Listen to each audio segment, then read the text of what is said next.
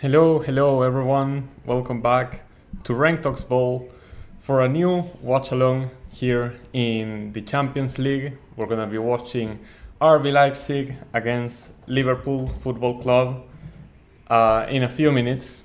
It's been a while since I've done a live stream, ever since the Super Clásico was the last one. And yeah, I've just been very absent as a whole. I think that I owed you guys another stream, and that's why we're here. I didn't do one for Liverpool against Bologna, and I didn't do one for the international break where Argentina played against first Venezuela and then against Bolivia. So I felt like I sort of had to do a watch along and just see you guys again after a while. Welcome already to Tanacom 11.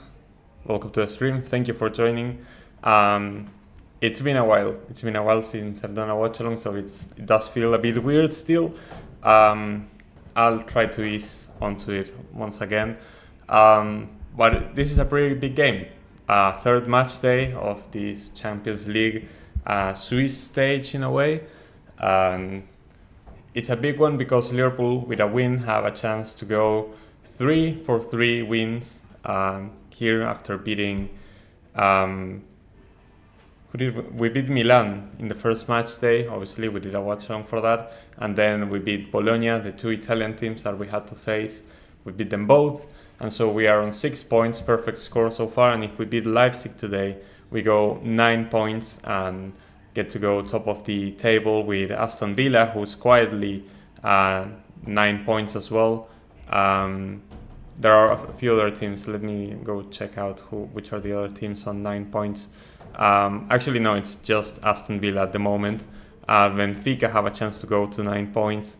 Same as... Wait, is that really it? Wait, yeah. If Benfica win and Liverpool win, those would be the 3 teams that get to go 9 for 9 at the start. So it could be pretty huge because it would give us a massive... lead going into the next few games for the objective that is to finish in the top 8. Obviously our next game is going to be at home against Bayer Leverkusen, so yeah, that's going to be a very exciting game, and obviously then we have to play again at Anfield but against Real Madrid. So those are going to be your 2 toughest games, I would say, back to back, although they are both at home. This one we're playing on the road, which is going to make it even more difficult because even though Leipzig are currently on 0 points because they lost both their games, first against Juventus and the second one they lost against... second match day. Who do they lose to? I should have known this from the beginning. But in the second match day... Why can't I find it? Where are they? Am I tripping?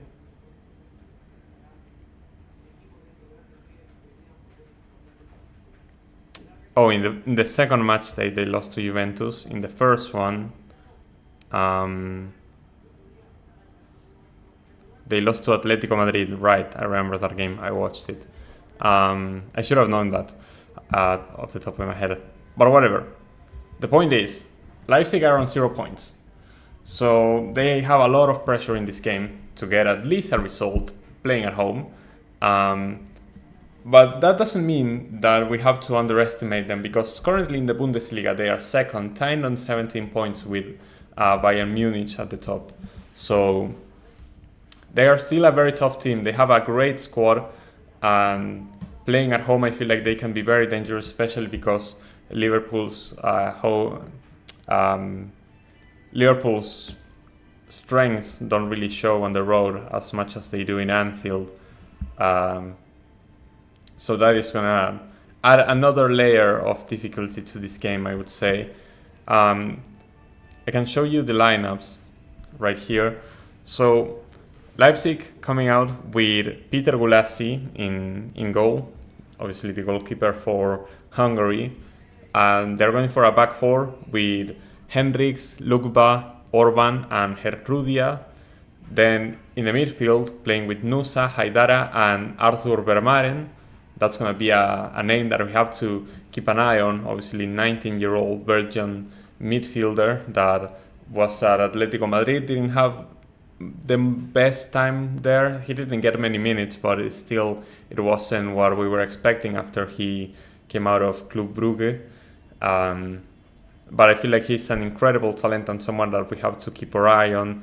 And then up front, Xavi Simons, Benjamin Sesko, and Lois Openda.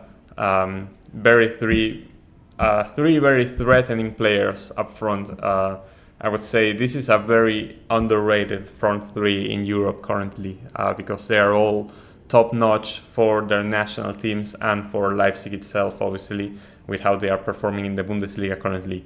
As for Liverpool, obviously Alisson is out injured. We are speculating whether he'll be back in November or he could be out until December even, which would be a massive blow to our squad, because currently we're chasing for both the Champions League and the Premier League, so not having Alisson in goal obviously is a massive problem, but we still have Kelleher in goal. The back four with Trent, Konate, Van Dijk and Tsimikas. No Robertson, he's on the bench. Midfield with Gravenberch and McAllister. Szoboszlai as that number 10. Salah, Nunez and Gakpo up front. Not having Luis Diaz, who is on the bench, is a bit worrying because he's been one of our best players as of recently, so I would have liked to see him. But I feel like he also needs to rest from time to time, and Gakpo is an incredible player as well. But we're gonna see how this front three is gonna function, because we haven't seen it in a while. I believe I don't remember when was the last time that we saw this front three from the start on a game. Because of the bench, obviously Gakpo and Nunez are regulars, but on the starting lineup, I don't remember when was the last time that we played this kind of front three, and we're gonna have to see how it functions against this Leipzig team, because like I was saying, they are incredibly threatening, and I feel like it's not gonna be an easy game whatsoever. Hello to Elias Forde, hello from Norway, hello from Argentina, thank you so much for joining the stream, welcome. Sorry if I butchered your second name, your last name, because I'm not really good with my Nordic languages, or with any language that isn't Spanish or English, I would say. So it is what it is. But thank you still so much for coming on.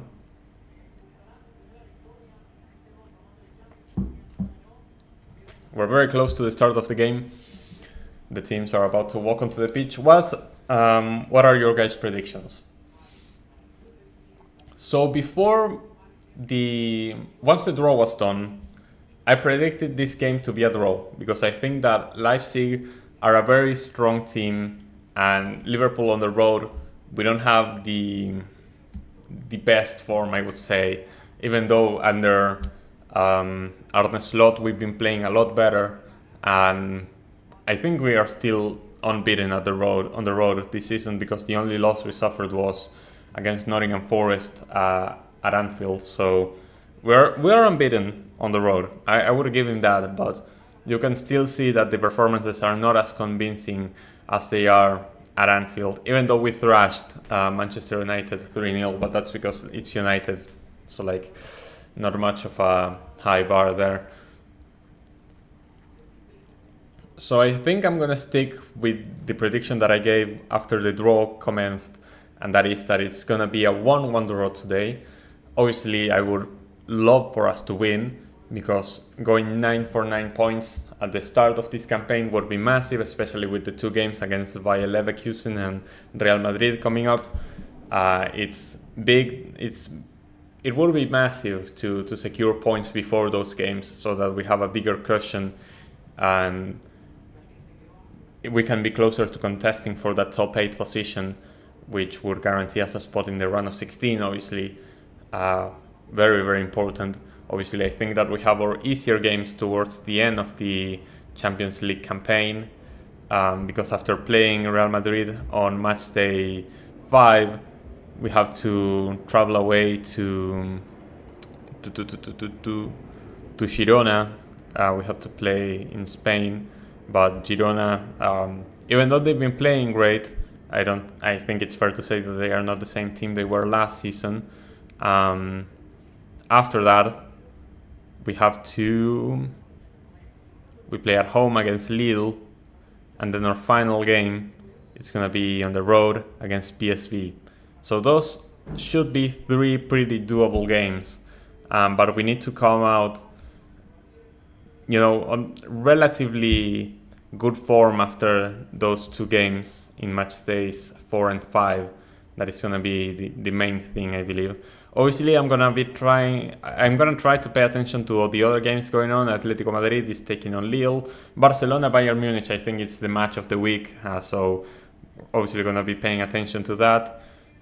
Manchester City is playing, Inter is playing, Benfica is playing. So like a lot of games are going on. And yeah, I'm gonna have to try and keep track with everything. But obviously we're gonna be focusing mainly on this game as the players walk out to the pitch. Copa Libertadores semi-finals predictions for the first leg, and the next week you're gonna have the second leg predictions. So if you want to keep up with the Copa Libertadores content, you make sure to subscribe and hit the notification bell so that you actually get notified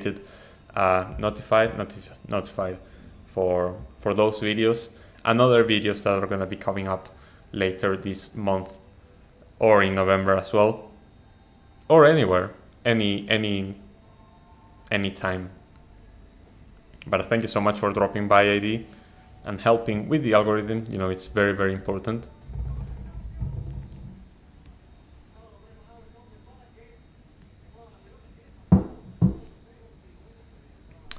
All right.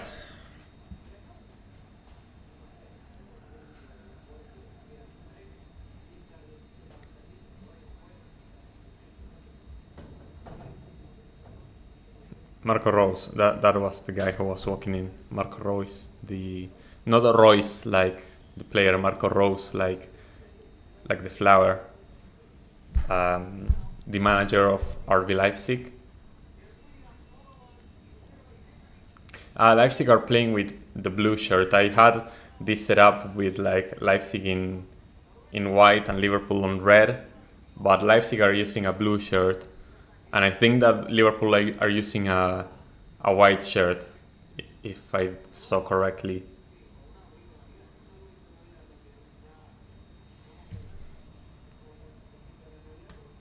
Oh no, we're playing on red. Wait, what? Okay, no, I have it right. I have it right on the scoreboard. I don't know why the UEFA UI was showing Leipzig on blue on the lineup. That didn't make sense.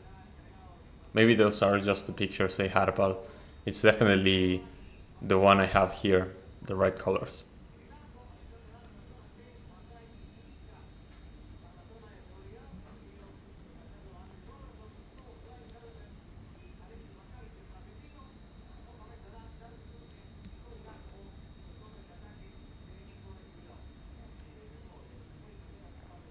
So options off the bench, obviously Luis Diaz, Curtis Jones, Robertson would be the main guys, but also we have a few youngsters on the bench that could probably make an appearance, like Tyler Morton or Trey Maurice Nioni, who's only 17. I don't think he has even made his debut yet for the first team, but it would be pretty hype to see young wonder kids make their an appearance in the Champions League for Liverpool for sure. Will you show footage of the match when it starts? No, Elias, I will not, because due to copyright reasons with UEFA, if I were to show any footage of the game, it would probably get taken down. So I don't want my channel to get demonetized or get a strike or whatever. So that is not gonna happen, as I forgot to start the clock once again. I didn't set it up, oops. But I'll get it going right now. And now with the clock ticking, you can see where I'm at, and you can see where you're at while you're watching the game on your TV. And you can see like where I'm at compared to you. And if you're ahead of me, remember to not spoil in the chat.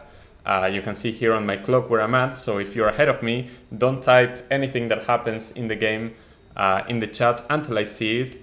because the whole reason of doing the watch along is for you guys to see my reaction.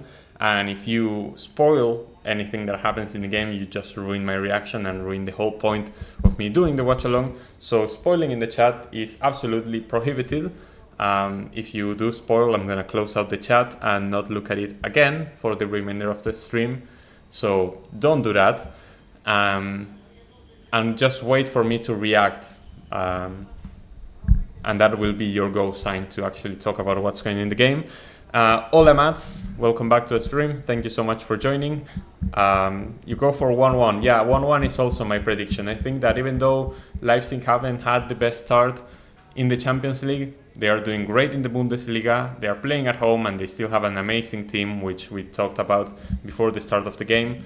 I think that Arthur Vermaelen could be a massive talent for Belgium in the future, and I feel like he could play a key role in this game as well. Same as Lois Openda, the other Belgian on the team, and up front with Xavi Simons and Benjamin Sesko, just massive threat. And they're showing, because they're coming here on the counter attack. Okay, that was the first chance of the game there for Leipzig, but Xavi Simons sending that shot way off target, never gonna trouble Kelleher. I have to find a stream, to see the play. Yeah. Keep up the good work. All right, thank you so much, Elias. I remember you and Mike were on opposite scales in terms of optimism regarding Liverpool's Champions League fixtures. Yeah, I think that Liverpool got a pretty favorable draw. And we beat Milan on the road, we beat Bologna at home pretty comfortably. Both games were pretty comfortable, I would say. Even though we started losing against Milan, we just took control of that game and never looked back. And I think that this is one of the difficult games, and the next two games are going to be difficult as well. Bayer Leverkusen and Real Madrid, even though they are both played at Anfield. So I think that we can still get results against Real Madrid and Bayer Leverkusen because we're playing at home, and we can get a result on this game as well. So I think that overall we got a pretty favorable draw. We're going to have this streak of difficult games with RB Leipzig, Bayer Leverkusen and Real Madrid. But after that we play Girona on the road, and then we play Lille at home and PSV on the road. So those three should be, I wouldn't say easy, no games are easy in the UCL, but pretty doable games for us. And I predicted us to get 17 points, 5 wins, 2 draws and a loss. And currently we are 6 for 6. If we win today, we'll be 9 for 9, tied up with Aston Villa and with Benfica if they win. So would be pretty massive, I would say. Yeah, Michael was feeling pretty uneasy about the draw. But away from home, like the toughest games we got are at home against Real Madrid and Bayer Leverkusen, and this one is the hardest game away from home. But like the other away games we had against AC Milan, we won, and then we have Lille, Girona and PSV. Ooh, that was a good chance. But that cross for Salah was a bit too powerful, and so he didn't reach it. But yeah, like I feel like our away games, this is probably the toughest one, and I predicted it to be the toughest one. I predicted us to beat AC Milan on the road. I don't think Liverpool, I wouldn't say we got an easy draw, because we didn't get any like Dinamo Zagreb or Red Star Belgrade or Young Boys. We didn't get Sturm Graz or whatever. So we didn't get any of those teams that I think you'd expect us to beat any day. I feel like every other game that we have is, you know, it's going to be competitive, but there are still games that we should be winning. So I don't feel bad about the draw that we got, definitely. What do you think of Liverpool, Uruguay? Well, Liverpool from Uruguay, where are they sitting currently in the league? Don't remember that. 7 points out of 9 games, 14th in the table. It's not looking good for Liverpool in Uruguay currently. yeah, it's a tough one. But because of how well they did in previous campaigns, they are not in any danger of relegating yet. Maybe next season they'll be in danger of. Maybe next season they'll be in a relegation scrap, but for now they're chill. But yeah, pretty bad campaign now that they don't have Luciano Rodriguez with them. He was one of the main reasons why they were so successful and were able to compete internationally to begin with. The season is being a bit rough. Mats, wanna guess who are top of the league? The top two teams in the Uruguay league? Just a wild guess of two teams. You know.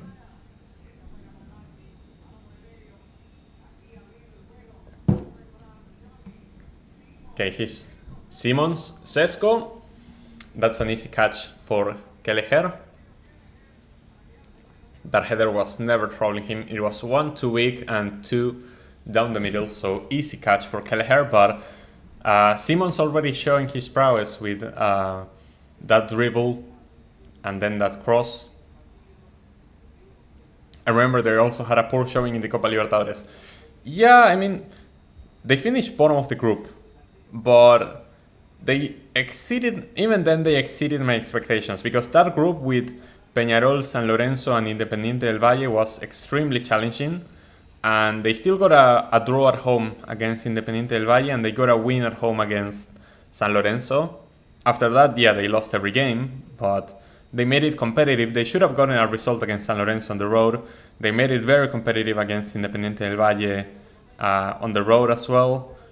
And for a moment, they were beating Palmeiras in Brazil as well.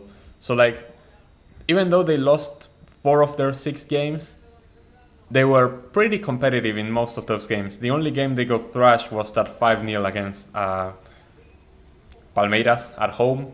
But they conceded 3 goals in like the last 10 minutes. So like the game was pretty even for most of that game, and they collapsed at the end, which showed in that hefty scoreline. But it wasn't as bad as the scoreline suggests. Peñarol at first, yes, Peñarol is at first on goal difference, but they are tied on points with Nacional on second. So like the two usual best in Uruguay currently dominating, you could say. Peñarol, who are playing tonight the first leg of the Copa Libertadores semifinal in Rio de Janeiro against Botafogo. There have been many incidents before the game. A boss was set on fire, and many Peñarol fans were detained for incidents ahead of the game. So like it's gonna be a battle out there, and it's gonna be war whenever the Botafogo fans have to go back to Uruguay for the second leg. So I expect a great game. Obviously last night Atlético Mineiro beat River Plate 3-0, which I was not expecting. I think that the game was much closer than the scoreline suggests, but River Plate got caught napping throughout the last few minutes, and they ended up conceding 2 more goals, which is going to make a comeback much more difficult for them in the second leg in the Estadio Monumental, which I'm obviously happy about. But I don't think the tie is over by any means, because River know a thing or two about comebacks, especially with Marcelo Gallardo as their coach. Big up, Rank. Big up to you, Albert. Thank you so much for joining. Welcome back to the stream. Arne is a lot better than Klopp if he wins the UCL in his first year. I wouldn't say so, but it would be an amazing start. It would be the best start of any Liverpool manager ever. I think that there would be no debate in that. But you know, to be bigger than Klopp, I think that you need to do more than this, and especially because the thing that made Klopp special is that he built a team that was mid-table into Champions League and Premier League winners, and this team is still the team that Klopp built and just perfected by Arne Slot with his new vision. So like most of the credit needs to go to Arne, but a lot of the credit still needs to go to Klopp for how this team is performing, because all of the players that are playing are Klopp players basically. So like I don't think you can give all of the credit to Arne just yet. But if he wins the UCL, he's the he has the best start of any Liverpool manager ever. Nacional is the only other team in Uruguay, so I would have guessed them in second. Yep, basically. I think that I want to see. Hold on. I'm gonna tell you the league winners of Uruguay. In first place, Nacional, 49 league titles. Number 2 is Peñarol with 46. Then third is the how is this team called? Hold up. Kurk. But this team that is called Kurk is actually the predecessor to Nacional. Actually, no, not Nacional, to Peñarol. So like the team in third is Peñarol before being called Peñarol with 5 league titles. And then in fourth place is a 3-way tie with Defensor Sporting, Danubio and River Plate from Uruguay with 4 leagues. 4. Peñarol has 46 and Nacional have 49. And the teams after that have 4 league titles. So like that's how dominant they are. That it's like Celtic and Rangers all over again. It's actually kind of wild. McAllister got a yellow card. I was not looking because I was checking these Uruguay league stats for you guys, which are just wild. How are Barcelona ahead against Bayern Munich? Rafinha scoring in the first minute, Phil Foden scoring in the 3rd minute for Manchester City to take the lead against Sparta Praha, and Julián Álvarez, the Araña, scoring in the 8th minute for Atletico Madrid to take the lead against Lille. So a lot of early goals in the other games in the Champions League. It feels like we're falling behind the curve currently. So Peñarol is the Uruguayan AKM Dons? No. I wouldn't compare Peñarol to MK Dons. I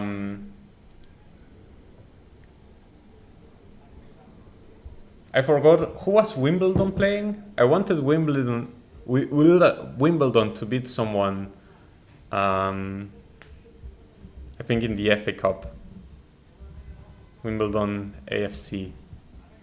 Because Wimbledon have the Boca Juniors jersey, as you know. They are like our brothers.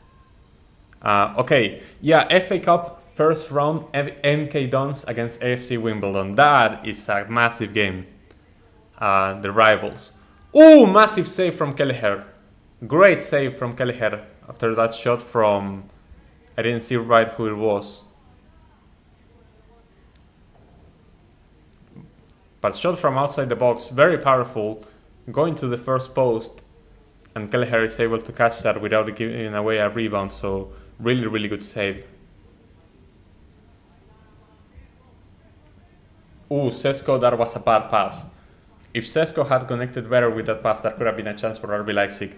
Currently, it feels like the momentum is in Leipzig's favor. I feel like we need to wake up. I had a thought before your stream. I would have loved to have seen Luis Suarez play under Klopp. Same. That would have been amazing. But you know, Barcelona called and he had to answer and form the greatest trio in football history. Attacking trio, I should say.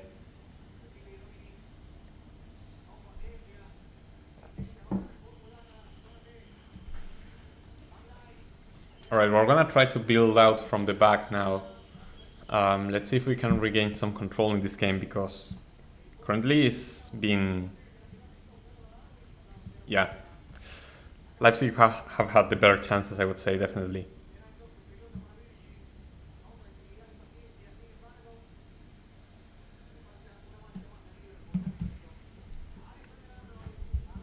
Oh, that is a good ball. No, but it's an easy catch for Gulassi. But at least some intention shown by Liverpool there with that ball for Salah.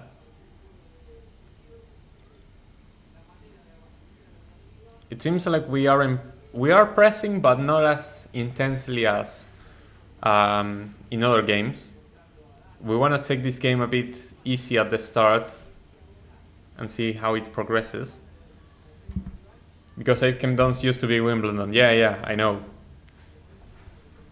No. Like the other club that transitioned then to Peñarol was like in the 1910s. I'm talking about like um, because Peñarol claimed that they were founded in 1889, but that's actually no 1891. But that was the year that this club Kurk were founded, and then they changed their name and their appearance to be Peñarol. I believe in 1911, like a full 20 years later. But that's why Peñarol fans claim that they have 51 league titles, because they claim the 46 they won as Peñarol and the 5 that they won as Kurk. But here on the official website they appear separated as two different teams. I don't know, it's a debate. It's a heated debate, because if you count those titles, Peñarol go ahead of Nacional on league titles, which would be a pretty big deal. But no. MK Dons and Wimbledon, totally different situation. Like MK Dons are just plastic, and they just wanted to move away from the actual city, rebrand. And Wimbledon were founded from the ashes by the real fans and got to promote back to the division where MK Dons are at. And so now they can actually play against each other and show who's best. The last time Wimbledon got a last-minute winner in that derby, which I'm happy about, because not only I support Wimbledon for being the true club owned by the fans, but also because they have the Boca Juniors jersey, which is really cool.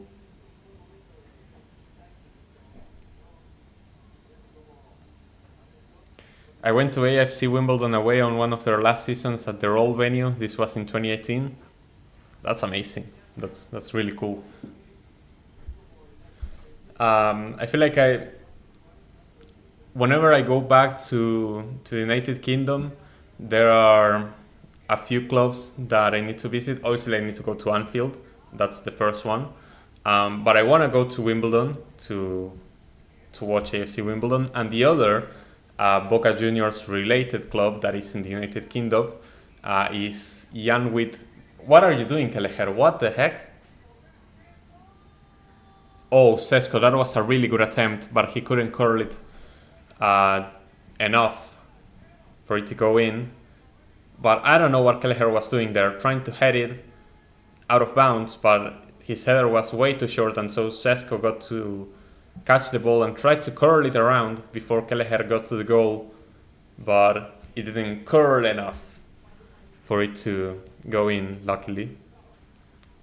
And now we are attacking his Szoboszlai, giving it over to Salah on the right. Salah, that is a bad pass. As I was talking about, the other British... Ooh! Salah! Ooh, took a deflection, that's gonna be a corner. No, goal kick? Really? I thought that was a corner for sure. Okay, but Salah getting a chance again. Oh yeah, it's a goal kick, it's a goal kick. I really thought that was a corner. So yeah, not the greatest shot, but trying there to the near post. As I was talking about, Janwit Mayor is a Welsh club. They are playing in the second Welsh league, I believe, and they also have Boca Juniors inspired kit, and they tweet about Boca Juniors like a lot. And there have been other Boca fans that have traveled there to the stadium to watch their game, exchange jerseys and such. They call themselves the little brothers of Boca Juniors, which I think it's really, really cool that Boca has that influence outside of Argentina. And so I want to go see Janwit Mayor as well. They recently featured in a Tom FM video. If you follow him, he does FM content. He's really, really good. They recently featured in a video of him, so you can know more about Janwit Mayor if you watch that video as well. They have a goalkeeper. They sent him a goalkeeper shirt that is fish and chips, like just chips on the bottom and a fish over it, and that's just the goalkeeper jersey. It's really cool. I remember that game was 1-1 and Bristol Rovers scored a screamer in the last 5 minutes. It's cool. Cool. Curl. Curl it around. You know what I mean, Albert. Don't bully me. How do you even say it if you don't say curl? Screw you, Albert. I love you. What do Boca fans think of Sweden? I mean, I don't think we think much of Sweden, but most Boca fans are aware of the story behind the origin of the colors, the blue and yellow being from the Sweden flag after seeing on a ship in the port of Buenos Aires. And there are a lot of Sweden flags in the stands of the Bombonera every time we play, just because of the color mainly, but also because of this origin story. So I think the view would be positive, but I wouldn't say that Boca fans are constantly thinking about Sweden, but that the opinion is mostly positive, obviously. And obviously our third kit is inspired by the Swedish flag, so I think that even Adidas was aware of the tradition for that one.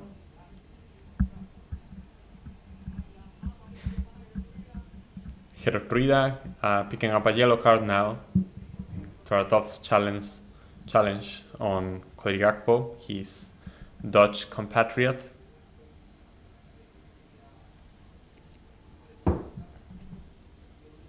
How are the other games going? Because there have only been 2 shots on target, both for Leipzig at the moment. Okay, Harry Kane has equalized for Bayern Munich against Barcelona, so Kane showing up in the Champions League, that is big for him. And Ueda has scored for Feyenoord against Benfica, which is big because if Benfica win, they go up to 9 points. But if they don't, obviously that's going to be a massive setback for them.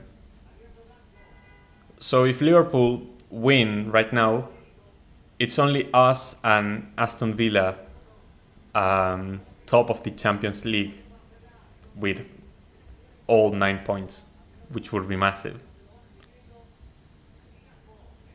I had no idea about the Swedish connection to Boca. That's really cool. Yeah, it is. It is. That's basically like the 2 brothers that founded, not brothers, 2 friends that founded Boca Juniors. Like they were deciding what the colors would be for the shirt, and they said, well, whatever the first ship we see sail by, we see the flag, and that's gonna be the color. So it could have been anything. If it was an England flag, like an English ship, which was like the most common, we could have had red and white, just like River Plate, for example. But out of all the countries in the world that were sailing by the port of Buenos Aires at the moment, it was a Swedish flag, and so it was blue and yellow. I had to restart my laptop. Okay, that is alright, Mats, don't worry. Keep me updated on how Barca and Bayern are doing. On the predictor, I said that Bayern would win 3-1. So like, they started the comeback that I needed. I need now Bayern to score 2 more goals for my prediction to come true. Although I think I predicted Bayern to score first, and that's already, obviously I already failed that because Rafinha scored in the first minute. It is what it is.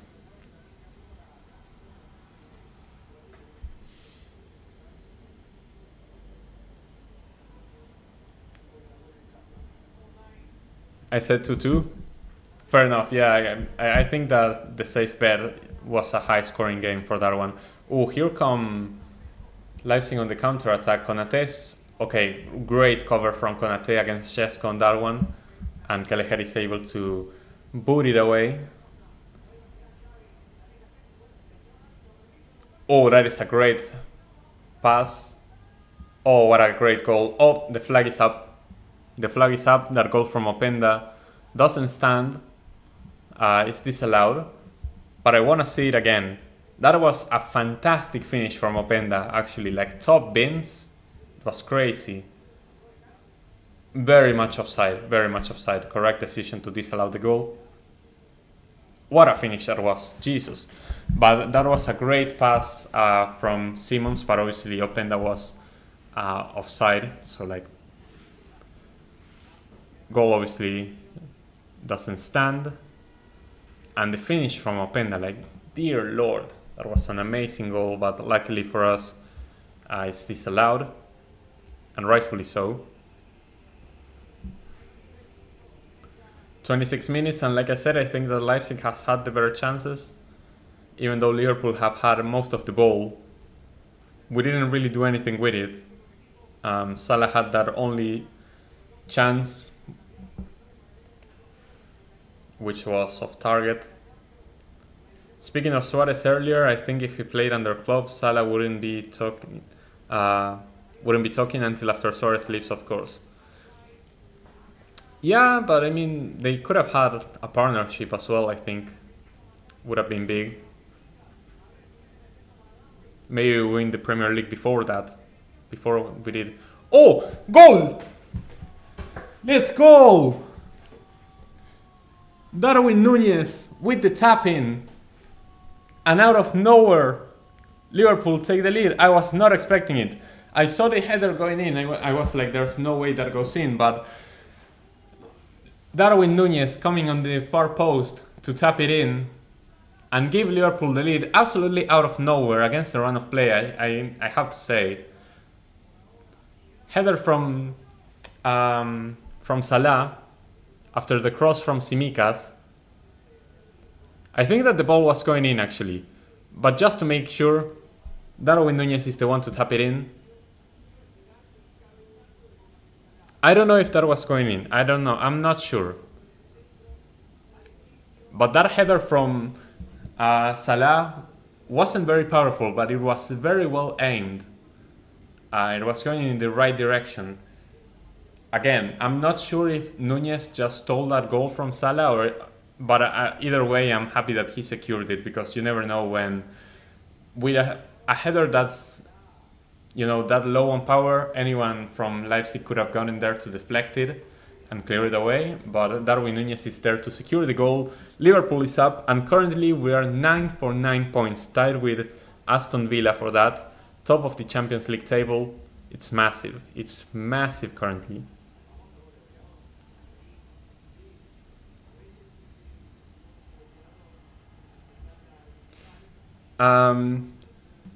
If Suarez can form a partnership with Sturridge, he can certainly do it with Salah. Oh, absolutely. Absolutely.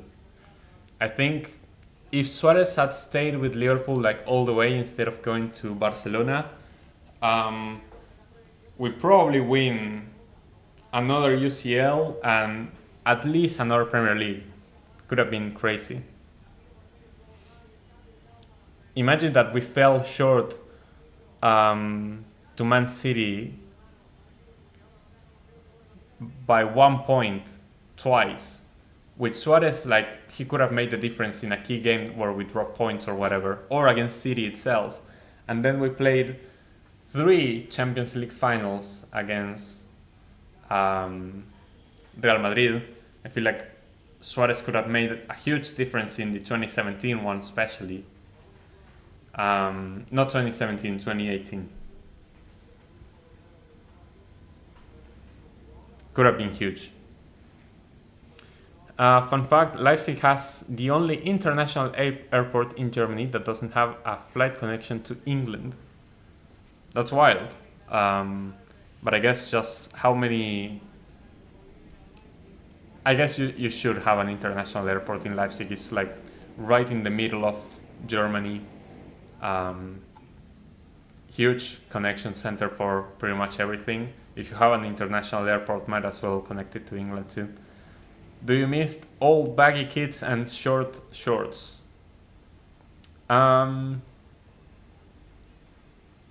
mean, they definitely have a retro feel to it that feels nostalgic to look at and to wear. I wouldn't say I miss them, because I do think that it's more comfortable with the shirts that you have nowadays. But like when you had like these kids and they were like very baggy, especially like in the '90s, they were going crazy. Like that shit was like fluffing all over. Um, Whenever you saw a player run with the sleeves, they were huge. It made no sense, but I don't know, they look good.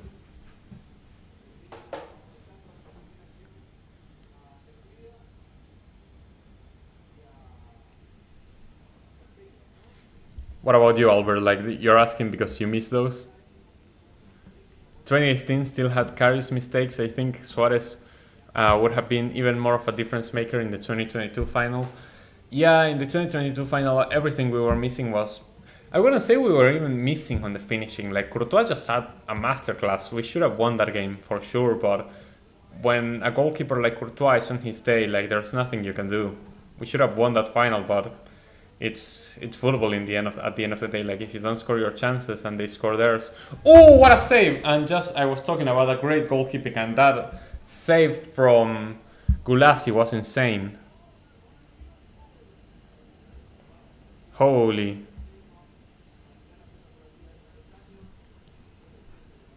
Another header designed by Darwin, almost getting his second on the night. Rivella cross from Cody Gakpo, and the header from Darwin Nunez is denied by Gulasi. Another great chance for Liverpool. It seems like we woke up and now we have a corner. Set pieces are our speciality. It's cleared away though. Gravenberch fights for it and Tsimikas crosses it again. It's scored by Gulasi. Yeah, I mean, obviously Karius made a lot of mistakes in that final, but he was still a great goalkeeper. I think that obviously swayed how that final played out. Otherwise, it was a pretty close game, I think. It's just, Real Madrid juju at times. There's nothing you can do about it. Always like those kids, but I'm nostalgic. Yeah. I think, it's nostalgia because from objective point of view, it doesn't make sense to have kids like that.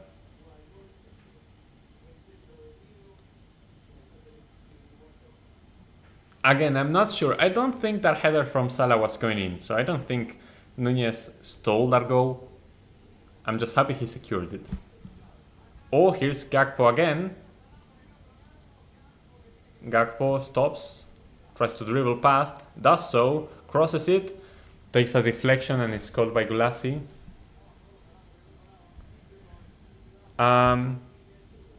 Hypothetically, I believe that's hypothetically, to not take his Barca career away, maybe Luis Suarez goes back to Liverpool after he leaves. For 2022, yeah, potentially, instead of going to Atletico.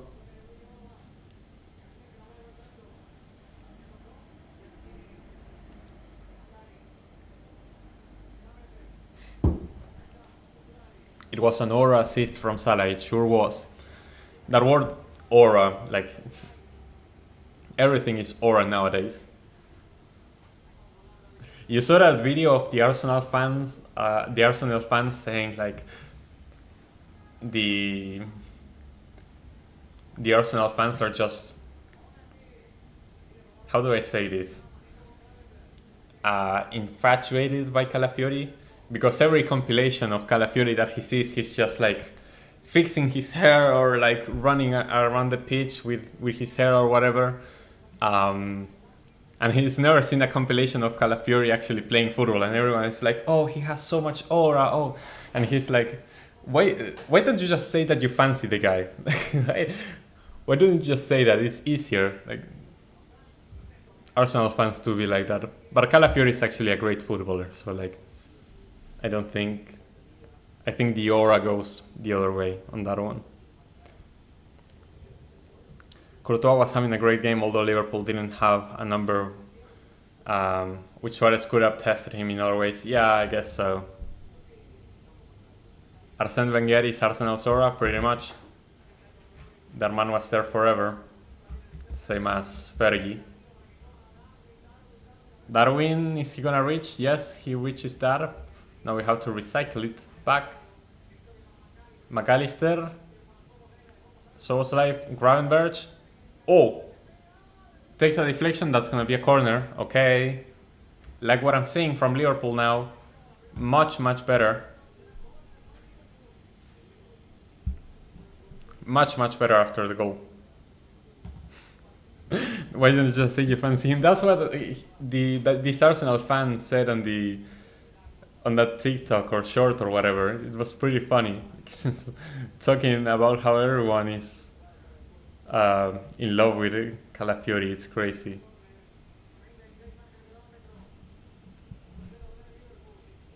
Calafiori. I don't know how you spell it. He's a pretty boy merchant. For sure. He's got that David Beckham aura. Oh, Gulassi, what a save. Another denial on the header. This time it was Virgil, I believe. Crossing by Tsimikas from the corner.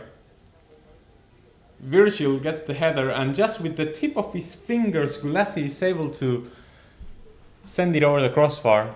It's gonna be another corner, but Liverpool are getting so much closer to a second goal. Gulassi denying us twice already. This corner falls a bit short, but Tsimikas is gonna recycle it back.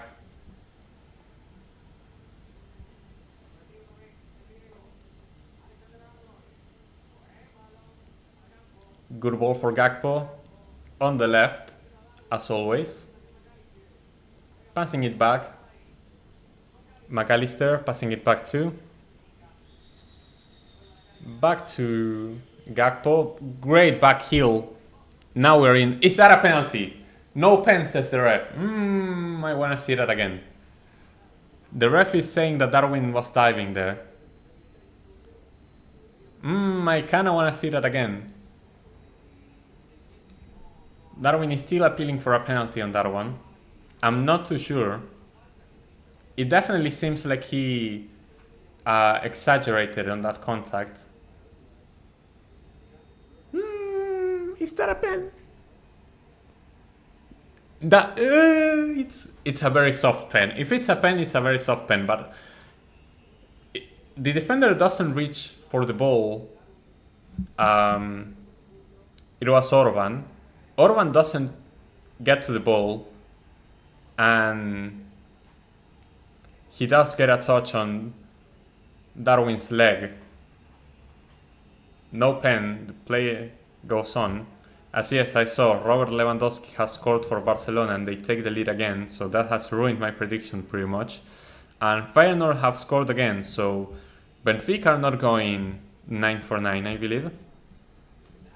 Which Mats is going to be happy about, and I'm going to be happy about too, because that means Liverpool and Aston Villa are going to be the only two teams on 9 for 9 if this result stands. That is. We need to get a second goal, I feel like, because Leipzig are still very threatening. They didn't take their chances at the start of the game. Now we are not taking our chances after scoring, which we should. I think that if we got another goal before the end of the first half, it would be massive. Tsimikas with another cross. No, Darwin, that's not where the goal is at, my man. He had it backwards. On accident, because the ball hit his turn. I'm a big believer in soft pens, but only if it benefits me. That is actually very clever, Albert. Like, if a pen benefits you, you should like ask for it. But if it doesn't, you should say, it's a soft pen. It shouldn't be a pen. That's a really good strategy, actually. I hadn't thought about it. Feyenoord are winning, yes sir. Benfica not having the greatest performance.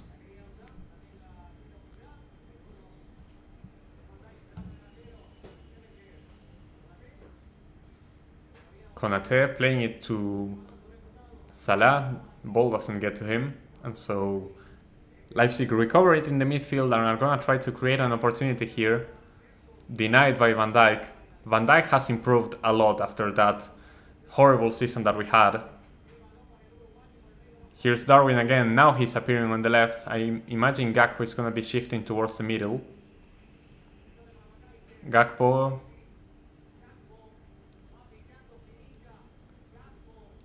cutting inside, putting in a cross.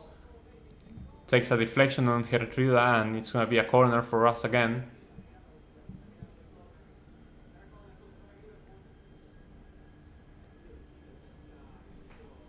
Albert. Hey, listen, you gotta do what you gotta do, okay? It is what it is. Okay, another corner. We're taking our time with this one. I don't think we should be time wasting this early.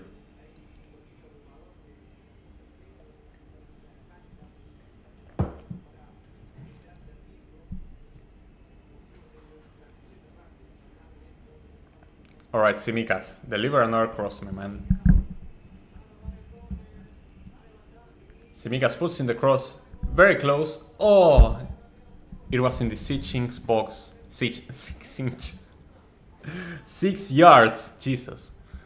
Box. But everyone and their mother was inside of it, and it got cleared away. Liverpool draw.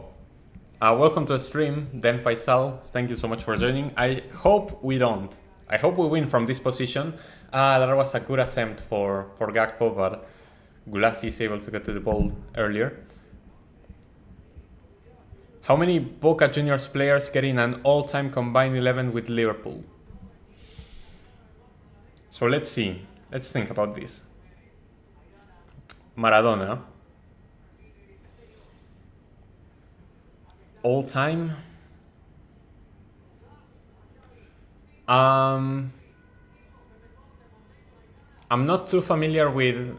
Okay, good save, Kelleher. I'm not too familiar with all-time Liverpool left backs, but I'm willing to say that Marzolini is better than Robertson.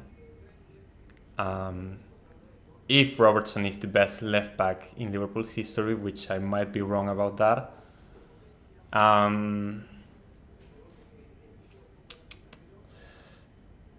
Tevez potentially gets it. Tevez could get in. The problem is, if you have Maradona, where do you play Riquelme?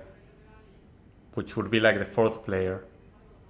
I think you have nowhere to put Riquelme in if you're already putting Maradona, so I would keep it at 3. And after that, potentially a center back, but... Oh, great pass! No! Cody, you have to keep that on target, my man. Maybe 3. 3 or 4 players from Boca get on an all-time 11 with Liverpool. Maybe more. Maybe I'm underestimating or overestimating Liverpool legends. But both teams have had a lot of legendary players. If it was an all-time 11, I think it would be closer than people would expect. Because obviously, if you did it nowadays, no Boca player gets on the Liverpool 11. That's obvious. But if you do all-time, I think it would be pretty close. Alan Kennedy stands out in terms of Liverpool left-backs. Right. I would say that Silvio Marzolini is better than Alan Kennedy all time.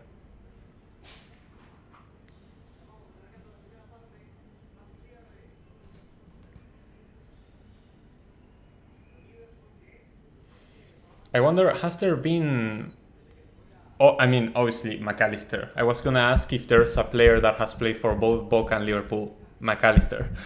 But I don't know if there's anybody else. Off the top of my head, I cannot think about one. Hey, that's a foul on Soboslai from Vermaelen.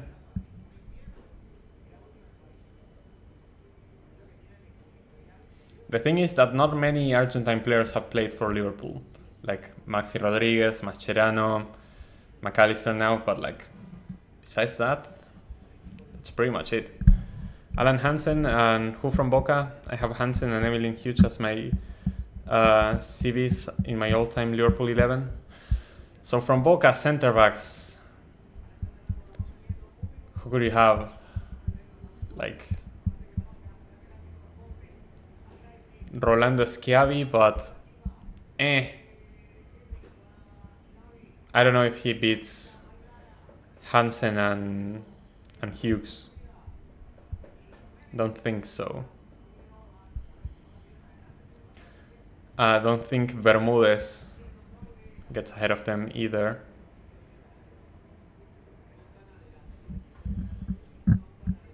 I don't know, tough question, because I don't know that many Boca center backs, historic ones, that would get ahead of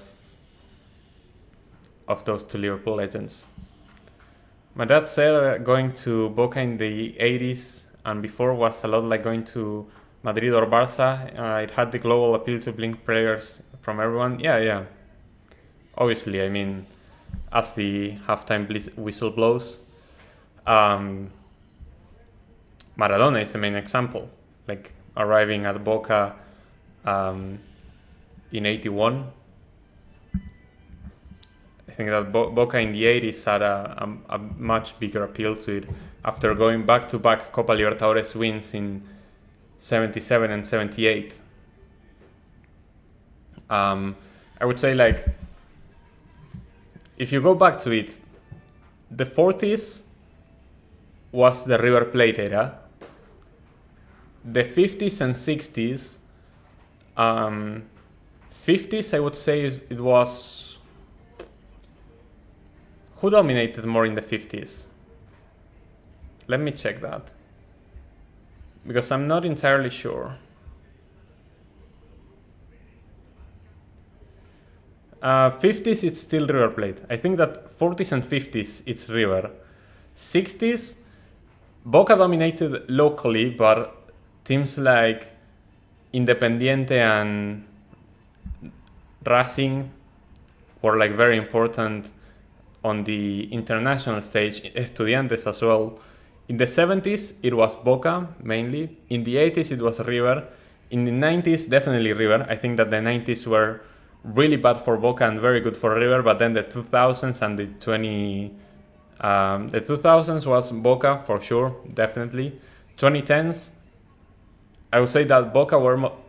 That's the 2010s is when it shifted from Boca being more dominant in the local league, but River started gaining a lot more traction internationally. And so far in the 2010s, 2020s, it's been pretty close between Boca and River, but I don't feel like one has been dominant over the other.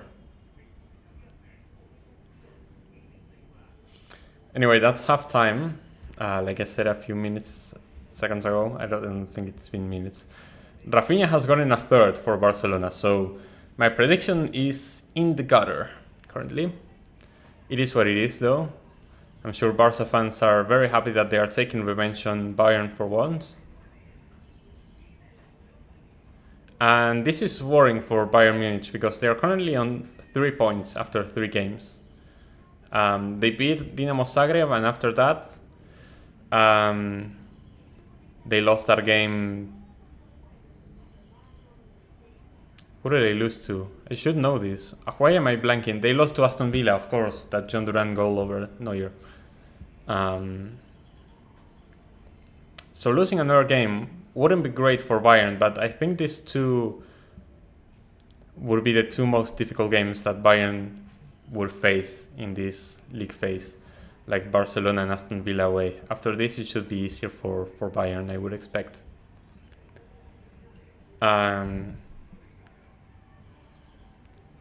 My favorite German Real Madrid player is Karius. Man. But a goal for Rafinha, yeah. 3-1 up, it's crazy. Will Neymar start for Brazil in November? I sure hope so, for their sake. Wait, we play Brazil in November, right? Hold on, I don't want that. I think we play them in November. I think we have the difficult window coming up.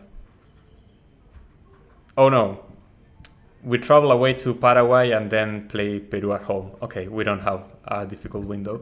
Although Paraguay on the road, which how they are looking under Gustavo Alfaro, is going to be very tricky. Peru at home, I'm sure Peru is winning that. So Peru is going to beat us, so difficult window for sure. No, we play Brazil in March at home. So that's going to be big. But yeah, in November I would expect Neymar to start again. If he gains more playing time now with Al Hilal. I feel like he's still the best player Brazil has, which is kind of crazy. The fruit sellers joke. HH makes a lot of time. Makes a lot of the time is true. Oh yeah, my dad said he knew a lot of players back in the 70s who were carpenters or vendors. Yeah, that's basically, yeah. You don't need a lot to be a good fruit seller, but you need something to be a good footballer. It is what it is. Some people are just fruit sellers, and some people are are stars for a team, but not fruit sellers for another. Those are called the system merchants.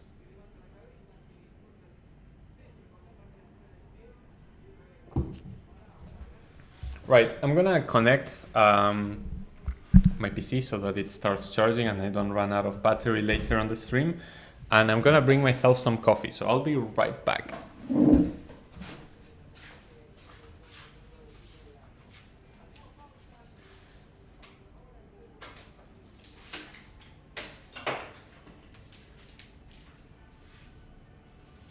The champions.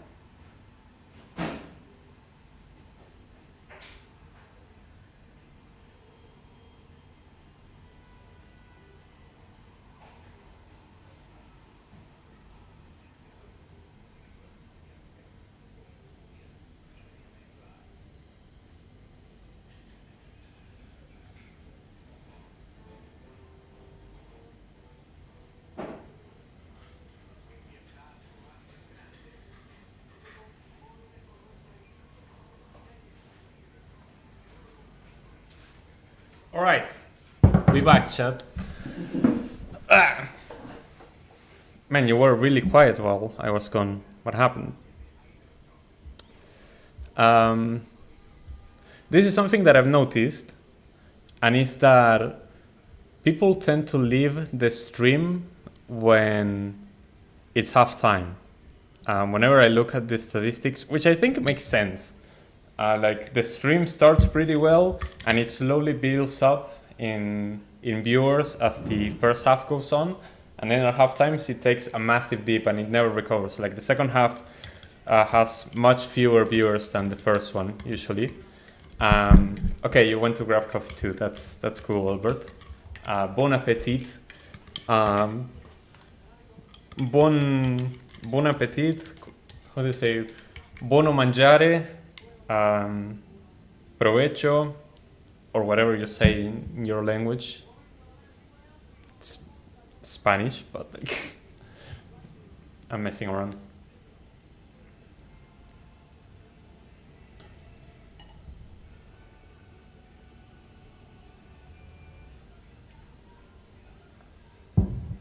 But yeah, like YouTube analytics and YouTube metrics are like your worst enemy once you start in this career.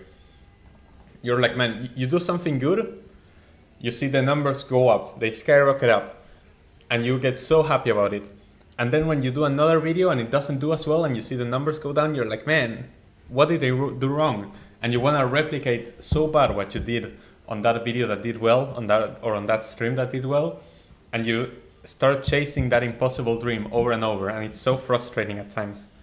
But I think that's why you have to look at statistics to see what works and what your subscribers like the most, and what brings in the most new people as well, what catches the algorithm for sure.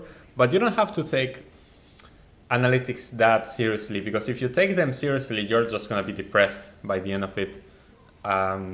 So like take them seriously enough so like you improve your content, but don't take them seriously enough that it diverts your content from what you want to do, because at the end of the day it should be about what you like doing as a YouTuber, and not so much being an algorithm slave and just doing bad content for the sake of getting more clicks.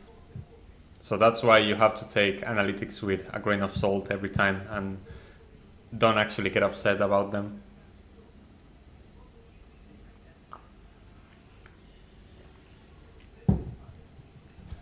All right, chat. You know what this is? And I see what I have here. It's like really dirty on the outside already, I guess.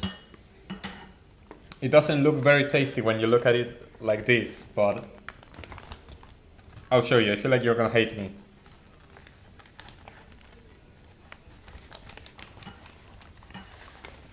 Got myself some pastries. Look at the amount of dulce de leche on that thing. Goes crazy. I'm sure I'm gonna get diabetes. This is the stream where I'm turned into Nicocado Avocado. Consider this the first mukbang stream of the Rank Talks World channel.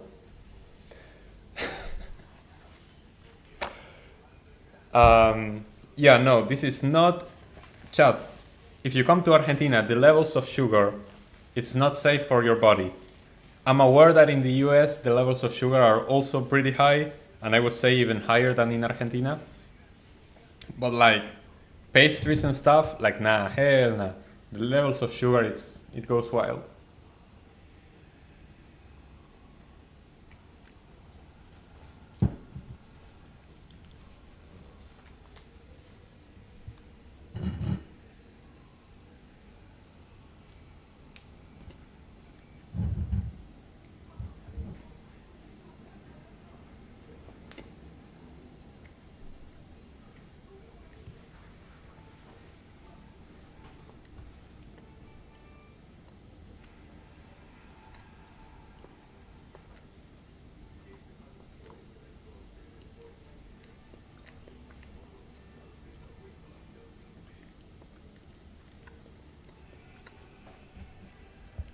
All right.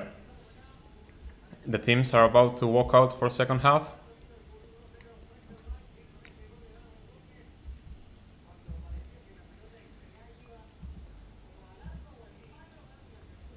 Hold up.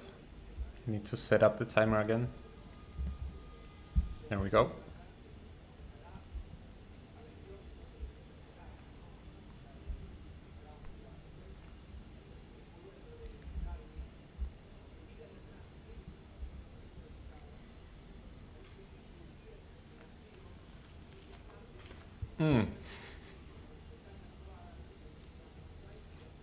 That's not good.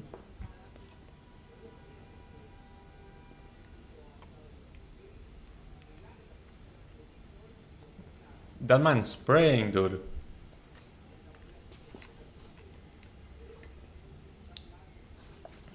That man is asking, please God, let me beat Liverpool, man. I can't take this anymore.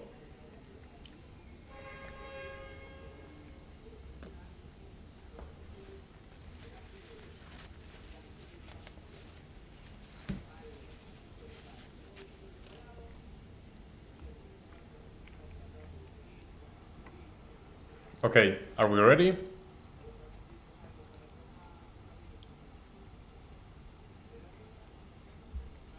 The second half is underway.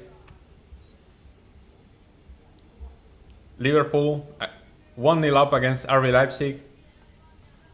We didn't take our chances in the first half to score a second goal. So let's hope that we can grab one now early on and we get to relax for the rest of the game. Because as long as we keep the distance in the scoreboard this short, Leipzig with their attacking prowess have a real chance to equalize or even win this game still.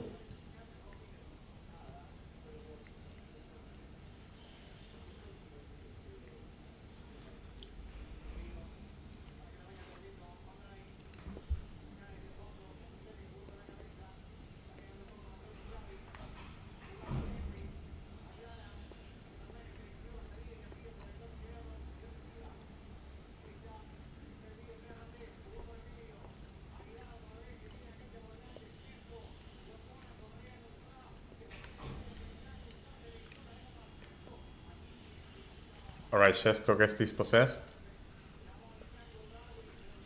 Darwin is playing on the left again. He does this a lot. He likes to drift away from the box at times. Now he's coming back and Gakpo is taking on the left again. But I feel like even though those movements can disorientate the opponents and their marks, they also must drain a lot of energy to track that much of the pitch. But I guess that's one of the benefits of having 5 substitutions and a lot of attacking players. You can make your attacking players run a lot to press and shift positions, and then you can sub your entire front 3 out because you still have substitutions after that.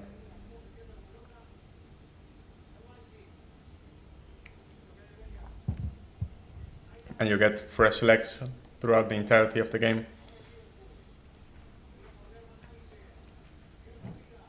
Yeah, Barca 3-1 is... Bayern are going through it. Don't you guys think it's crazy that there are 5 substitutions? Like, you can start a game and by the end of it, have your team be different to what you started with.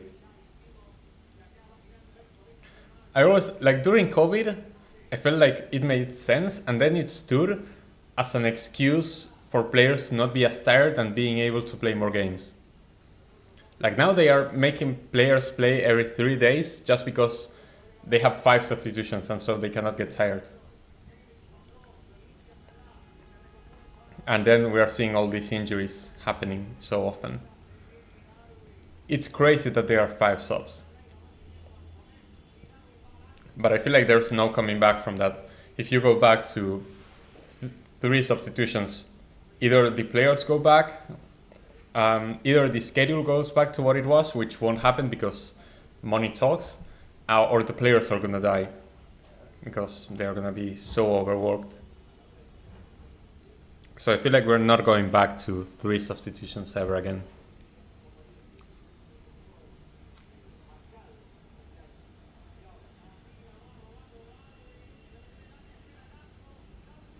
Darwin gets to pass it. Gakpo! No! What a save by Gulassi!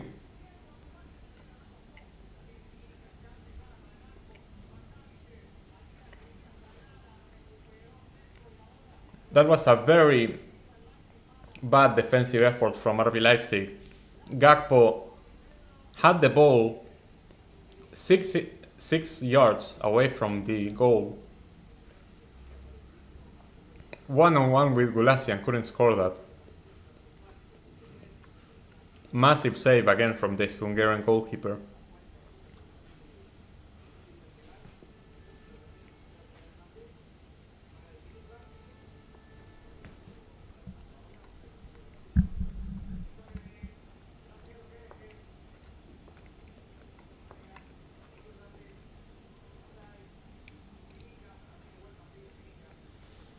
I noticed that when I play FIFA it's good for me. The game gains greater difficulty with only 3 subs, it forces the manager to think more tactically. Exactly. You have to be very careful with your subs with only 3. With 5 you can just wing it. Because you sub out the half of the team. Simikas, that shot was way off target. I think this 5 sub rule benefits weaker teams the most. No, I don't agree. I feel like 5 subs definitely benefits the team with the stronger squad. If you are a team with more money, you're gonna have a better bench. And so with 5 subs, you only get to bring in better subs with those 5 substitutions. And the weaker team is gonna bring in 5 weaker players. And both teams are gonna have fresh legs, but one team is gonna have much better players than the other. So I think that 5 subs definitely benefits bigger clubs.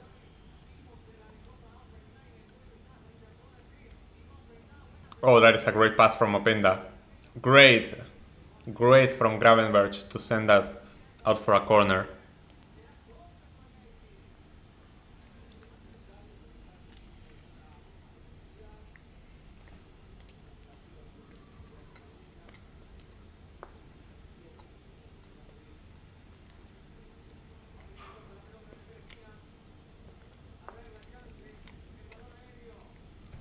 Gravenberch denying that assist from Xavi Simons, but now Xavi's gonna put in a cross from this corner, very long, and it's gonna be another corner. Gravenberch again sending it out, this time with a header.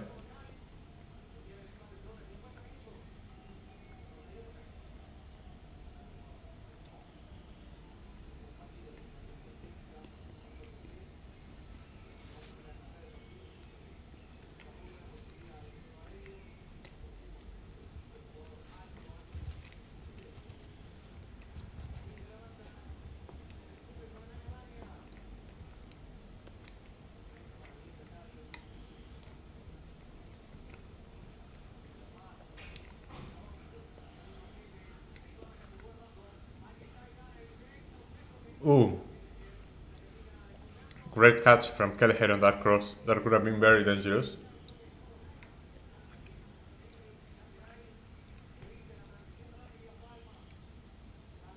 That's going to be a throw-in for Liverpool. Trent is going to take care of it. I rate Openda. I do too. I don't rate him as highly as I did, let's say, 1 or 2 years ago. 1 or 2 years ago, I was very high on Openda and I was saying he was going to be better than Lukaku for both club and country. Nowadays, I don't think so. I think his decision making and his one-on-one finishing needs some improvement. But his overall movement, his physicality, his first touch, I feel like he has a lot of great qualities. And he scores a lot of goals, to be fair. But I don't think I'm as high on him as I was a few years ago. But I still rate him for sure.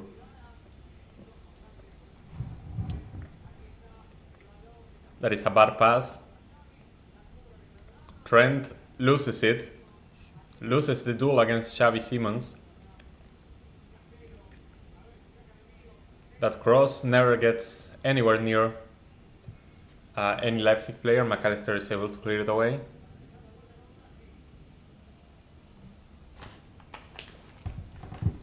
But this is what I was saying. Like Leipzig are having the ball, they're trying to put in crosses and create opportunities, and we're only leading by 1 goal, and they still have some quality players up front. So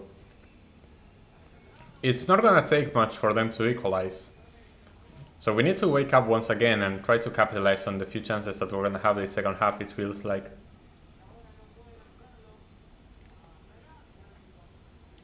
It's a close game, but if it's a close game, there's a real chance that... I think McAllister took it to the nuts right there. Oh! Oh, that hurts. Jesus. Oh, Alexis's balls just exploded, by the way. That ball went just to his groin. That was nasty. Get the paramedics. This man is not having children anymore.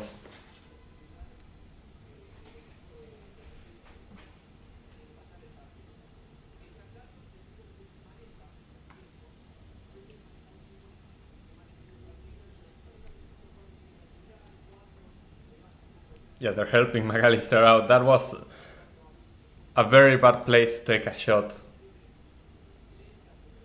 RIP, yeah, he's gone. I fear he's not coming back. I'm just kidding, he's gonna be fine, but that one hurts. If you played football before, you know that hurts. You know that feeling. Dinamo Zagreb have taken the lead against RB Salzburg. Dude. RB Salzburg is on 0 points after 3 games. And Dinamo Zagreb is jumping up to 4 points after losing 9-2 to Bayern on the first match day. Are the Red Bull teams frauds? You mean that money doesn't buy you results? Huh. That's wild.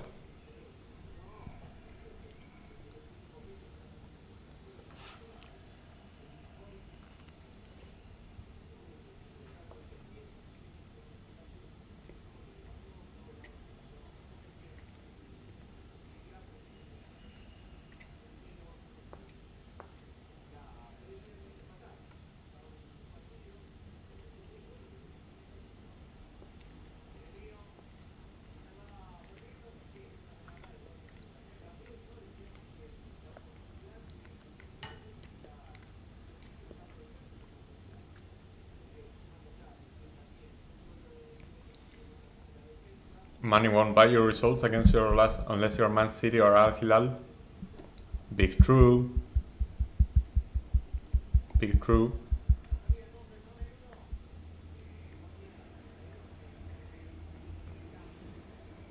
You know what gets you results? Aura. Like Inter Miami. Isn't it crazy that we're gonna see Messi against Europe's best again in the Club World Cup?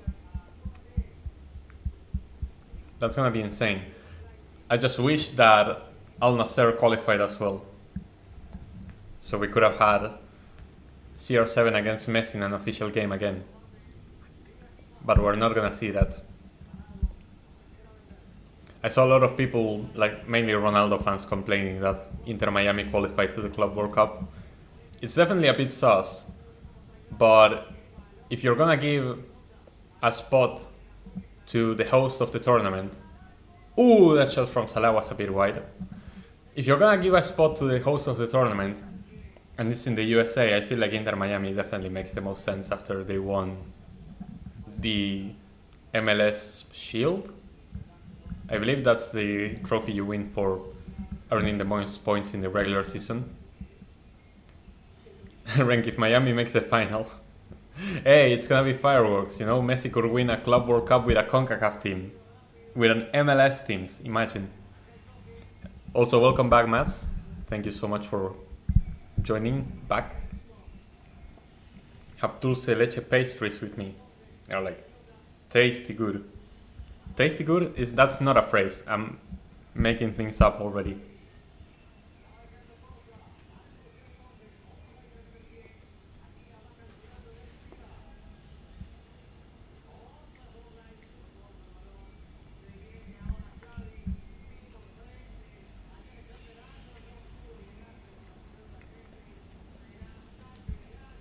Alright, hear me out. Club World Cup final, Inter Miami against Boca Juniors. Who are you taking?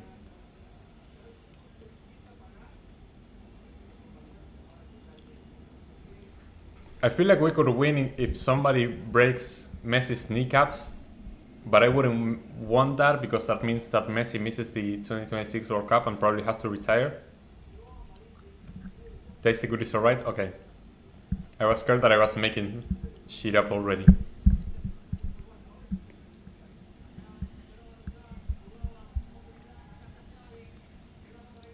Boca forever? Yes, sir. Every time.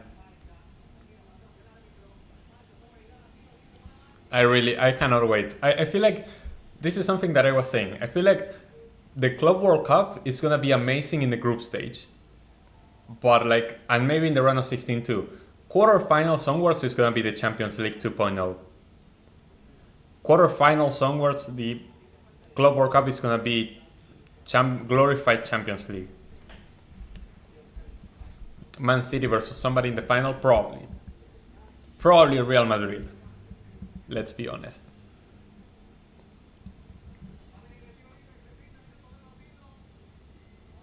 But like, imagine like in the group stage we could get something like Inter Miami against Al Hilal or Boca Juniors against Wydad Casablanca or something against Ulsan Hyundai from Korea.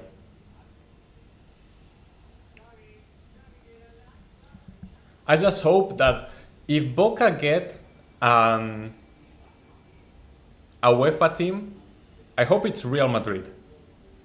I don't want Boca to get a European team and it being RB Salzburg, because we're probably gonna lose to RB Salzburg anyway, and it's gonna look very ugly. I want us to play a really, really big team from Europe.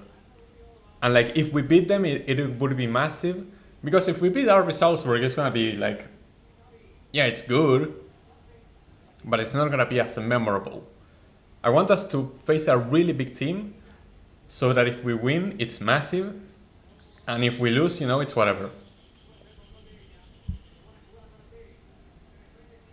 I'll probably watch the Club World Cup until the Women's Euros come around in July. Fair enough. I think that's what I'm saying. I think that the Club World Cup is gonna be at its best in the group stage when we see like CONMEBOL against Asia or CONCACAF against Africa.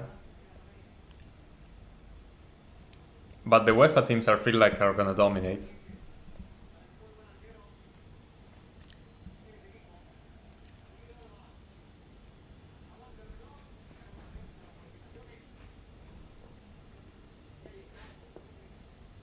León versus City in the final.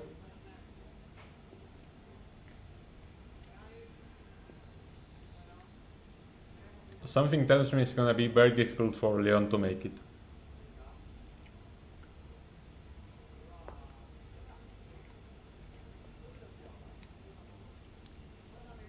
Okay, first substitution for Liverpool. Mo Salah is out for Luis Diaz.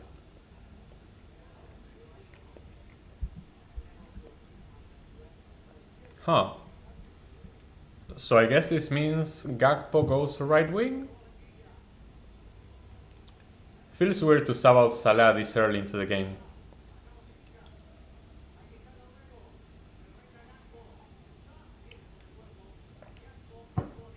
No, Gakpo is still on the left. Is Luis Diaz playing right wing? That's odd. Cross by Sesko, cleared away by Konate. I don't know what to expect from Porto at the Club World Cup. I think it's going to depend a lot on the draw. Porto should definitely make it out of any group. If things go to plan. Probably not easily, but should get out of any group. And then round of 16 is going to depend on the draw. Quarterfinals going to depend on the draw. Same as the Champions League, I believe, for Porto. Company made 4 subs in stoppage time. That's crazy.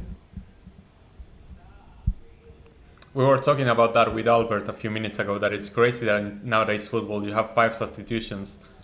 And so basically you start a game with 11 players and by the end of it, half your team has changed. And how they are using the fact that we have 5 substitutions, so players get to rest more, and so now they get to schedule more games and overwork players just because they have this excuse of the 5 players. Liverpool needs to take care of their seniors. What does that even mean? Hello AD, welcome back to the stream, by the way.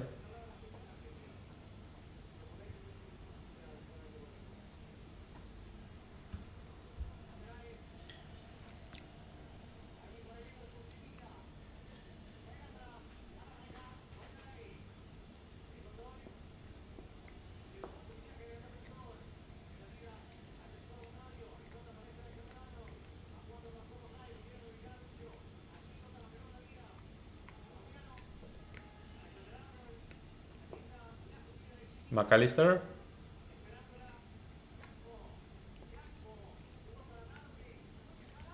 Darwin. Oh! Gulasi was able to catch that one. Almost let it slip for a rebound.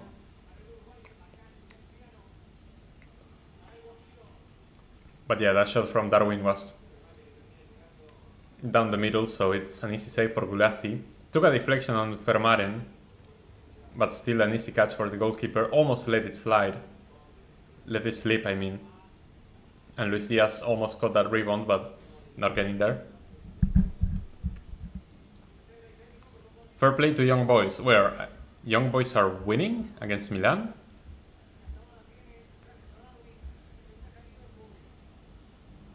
It says 0-0 for me. Man City are 3-0 up. Haaland and Stones have scored. Salzburg has a red card, so that makes their comeback against Dinamo Zagreb more unlikely. Lille have equalized against Atletico Madrid. And Rafinha has scored a hat-trick against Bayern Munich. Oh gosh. Are Barca Barak? 80. Barca's winning the Champions League, right? This is a statement game. Like, some crazy stuff.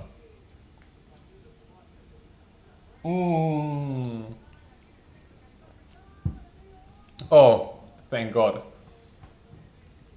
Okay, offside, the flag is up. But that was a great chance for RB Leipzig. He was... I don't think he was offside, in my opinion. But that was a really, really dangerous opportunity for Openda on that one. Basically, almost one-on-one, but the deflection on Konate sent it out for a corner, but the offside is in the end what happens. And so Liverpool get an indirect free kick. The fact they've kept it 0-0 for 65 minutes against Inter. Yeah, I guess it's very impressive, although they are playing at home, but yeah, it's impressive that they're holding on this much. Rafinha thinks he's Tino or something. You still don't rate him yet. I mean, this season he's been one of the best performers for both Barca and Brazil. So like, maybe Rafinha is the real deal. I don't know. We have to respect Rafinha more.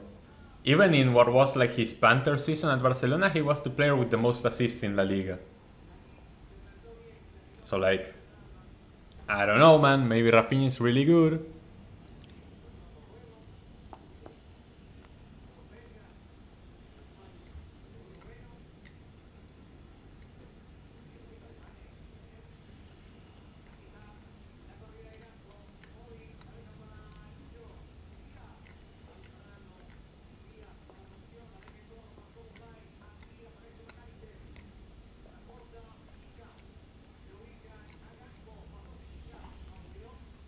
Xavi made him look average. There you go. That shows how important managers are. Ooh! McAllister hits the crossbar. Oh, so close for Alexis. Back heel assist from Soboslai. McAllister from distance tries to go for the top corner. Hits the crossbar and is out. So close for McAllister to getting a second right there. Crazy. Like I was saying, managers make a huge difference. More in nowadays football than ever. Today you can have mid players, but if you have a great manager with a great system that works for those players, you can go very, very far. Bielsa made Rafinha look like a monster, which is why he went to Barca, where he had Xavi, who was an inexperienced manager who didn't know how to get the best out of him, and now he's got Hansi Flick. And with Flick, he's been a monster. So like maybe Rafinha is just the real deal, but you need an actual manager to coach him. This is definitely his strongest season. Hard to believe he's sold enough to enter his prime. Yep. Yeah, Bielsa also got Rafinha to ball out. Maybe March did too. I think that Rafinha left Leeds before Bielsa left Leeds. I don't think Rafinha played under Marsh. But Jesse Marsh had that good 10 games with Leeds where it looked like Leeds, I don't know, might contest for European football or something under Jesse Marsh, and then it went downhill and they relegated. Great save, Kelleher. Oh, it's out. It's a corner for RB Leipzig. Oh, that was a massive opportunity for Leipzig right there. They almost get an equalizer right there. First the save from Kelleher, and then Šeško's shot is off target. I mean, took a deflection and goes off target because now they have a corner.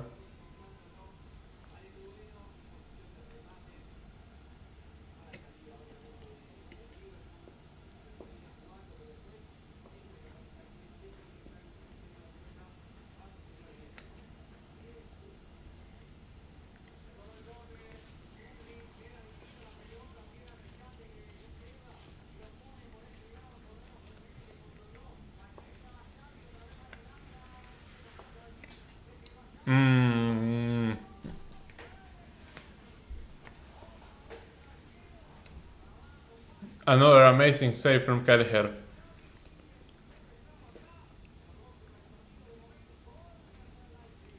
Almost choked on my pastry on that one.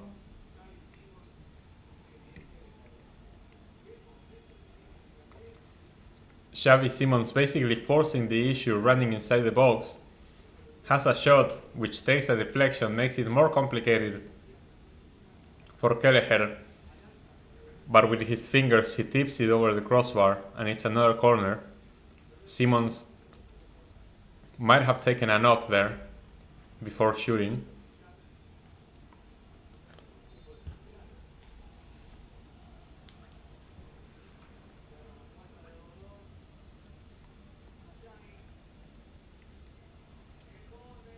Corner from Xavi Simons.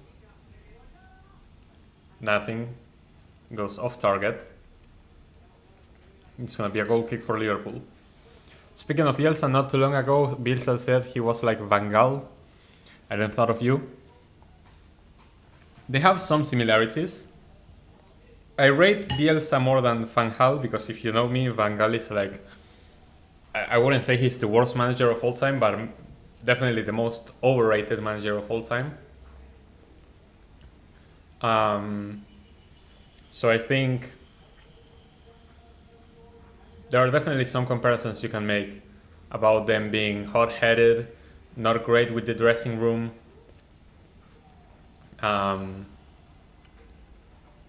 Great tacticians on paper, but most of the times their ideas don't come to fruition in reality. They are great on paper, but not in reality.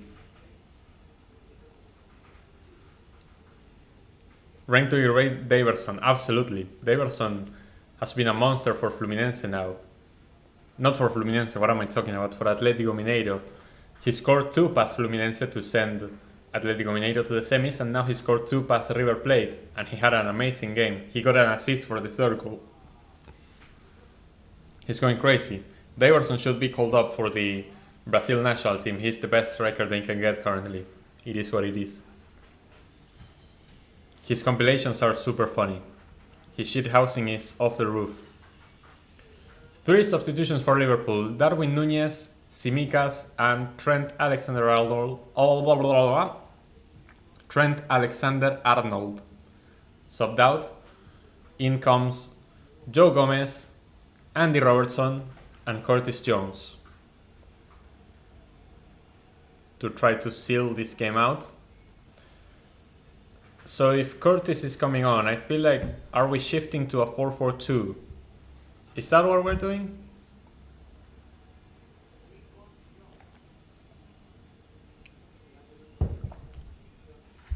Yeah, I know which Silva you mean, Mats. I saw that comment as well.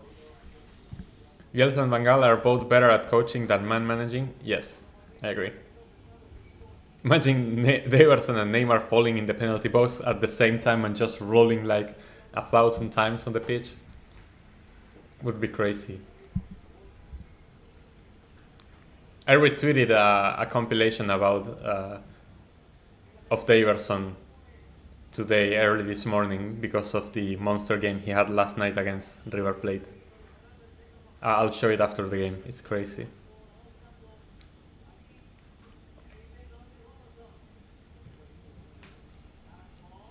Gakpo over the crossbar. Come on, guys, we need to close this game out. I think Xavi Simons cannot continue. He's laying down on the pitch. I feel like he's gonna be subbed out. Massive blow for RB Leipzig, yep. Yusuf Poulsen. That's Albert's favorite player.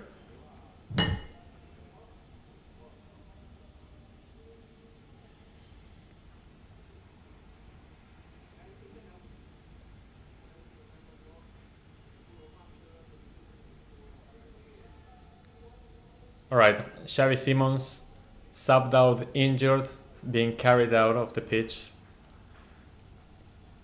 And Albert's favorite player, Yusuf Poulsen, is gonna come in for Leipzig.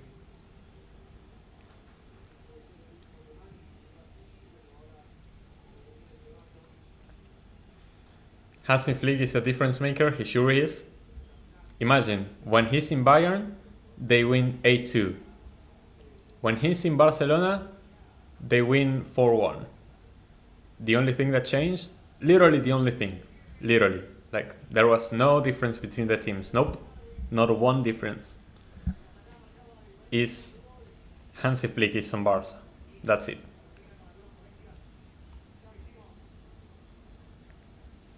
Okay, Artur Koglu got one for Benfica, so they get one back against Feyenoord.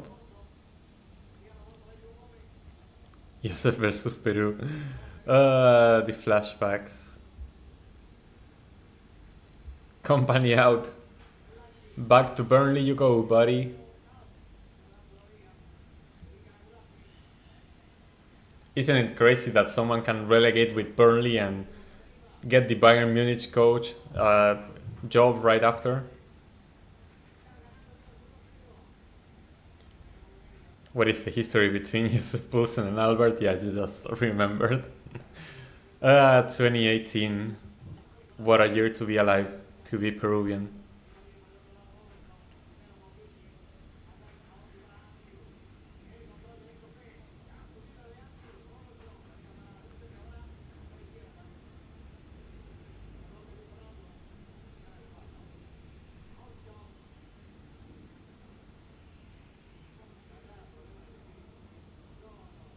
Alright, let's see how Liverpool are able to close this game out. Feels like Curtis Jones is coming in to be a bit of a link-up player. The ball to Luis Diaz, who finally has shifted to the left. Gakpo. Cody.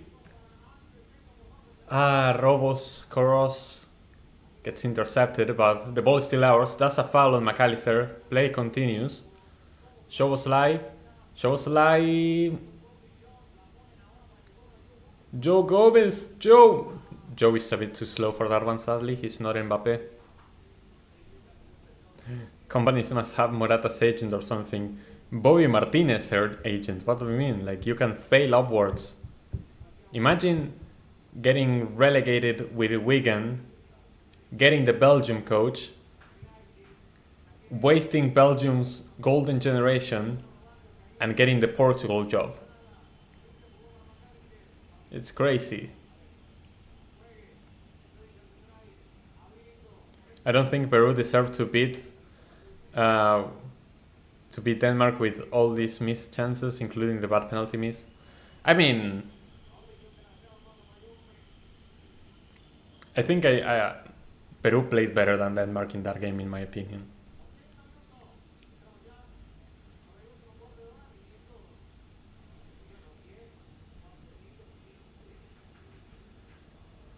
At least from what I remember.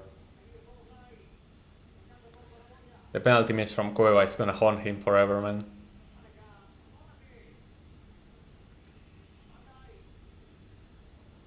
A draw would have been fair? I guess so, yeah.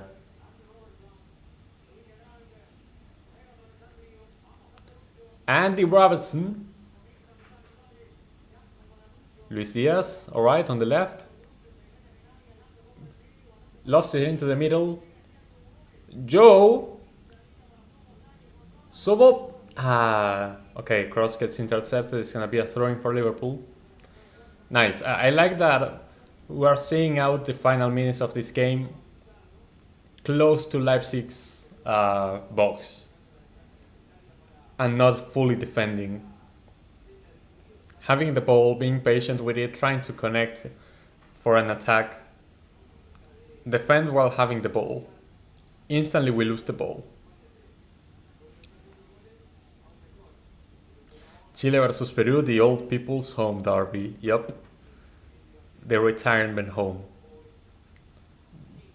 The Finitos brothers. Battle of the Mid.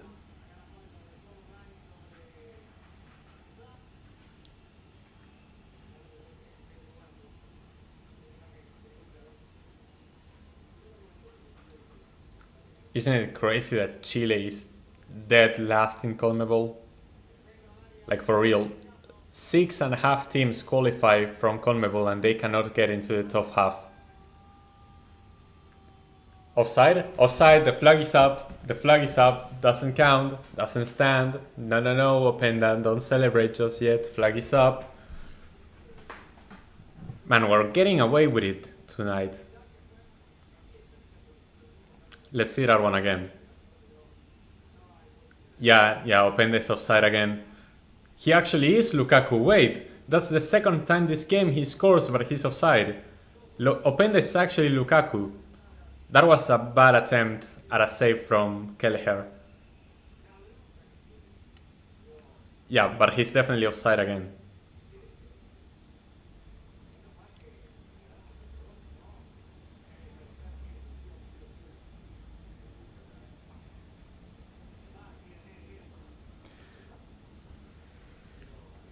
The penalty was bad, but 36 years tax. I also thought Peru played better aside from missed chances. If Guerrero scores the back heels flick for the equalizer, we would have competed for goal of the comp. Yeah, agreed.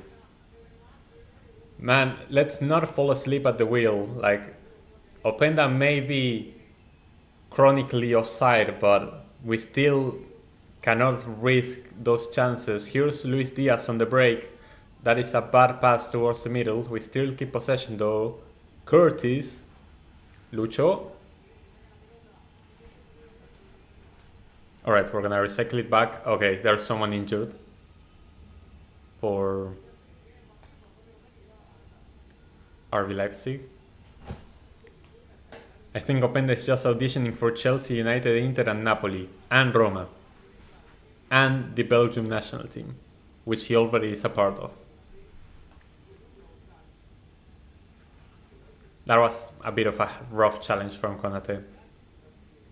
Should have been a foul.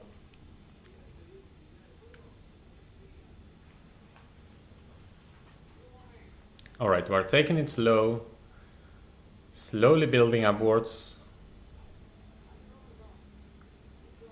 No, Luis, what is that pass? No, Luis, don't. We don't want to be complacent like that. Okay, that's. We recover the ball. Nice from Van Dijk.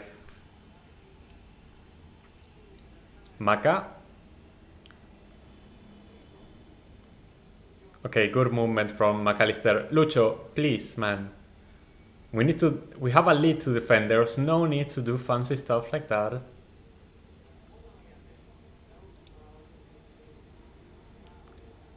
Elmas is coming in for RB Leipzig, replacing Haidara.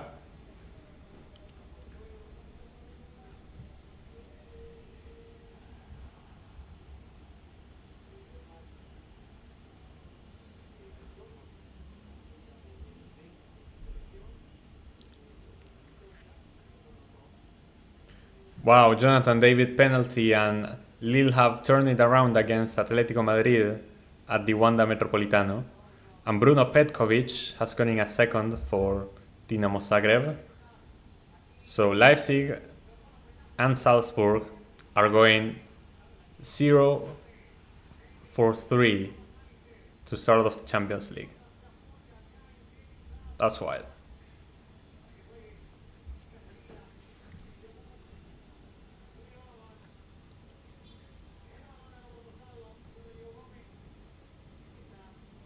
Come on, Joe. Joe. Good.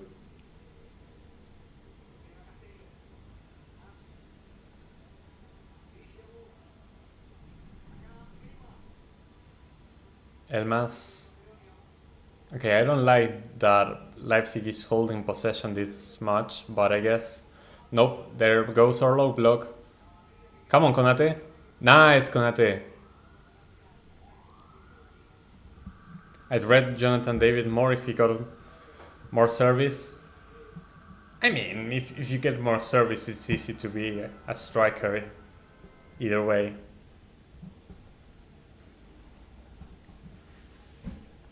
If you get delivery, you need to go be a goal-scoring monster like Haaland.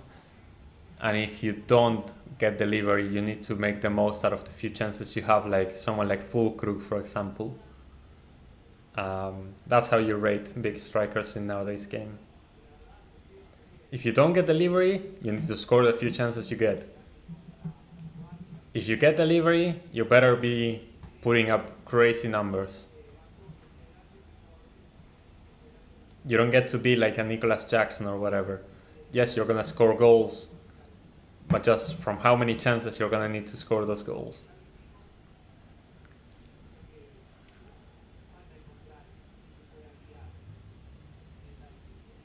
Hey!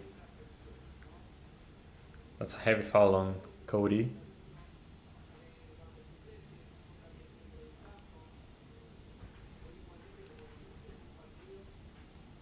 Right, just boot it away. Van Dijk.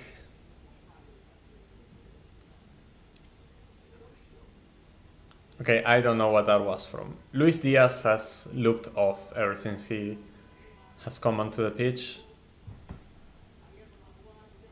He's lost possession like 3 times in a row, but like for no reason. It's not like he was trying to create something while doing so. I am the only one who associates Albert with USA more than Peru? I think so, because I think what makes Albert... Oh! Amazing shot from Cody Gakpo and an even crazier save from Gulasi once again. I gotta say, the ref and Openda, not the ref, but Openda being offside so often has saved us, but Gulasi has saved RB Leipzig from this game being completely over ever since the first half.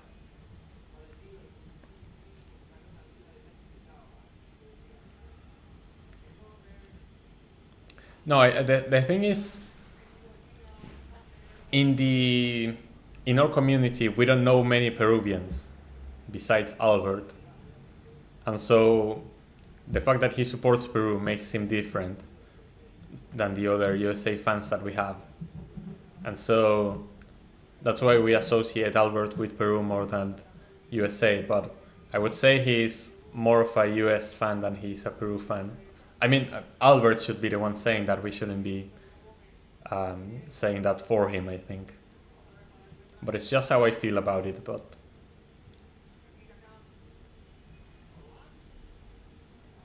we don't know many Peruvians. It's just the way it is.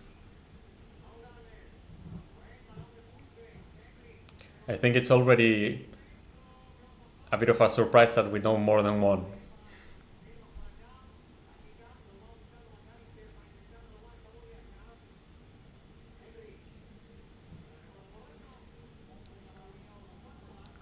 A lot of Albert's cheeky or optimistic takes away from Ronaldo are about USA, so that's why for me it also helps that he lives in LA. Dude, you're just gonna dox Albert like that? Gonna show up in his house. It's tough being a Peru fan these days, true, but at least you're not last place anymore, so there's that.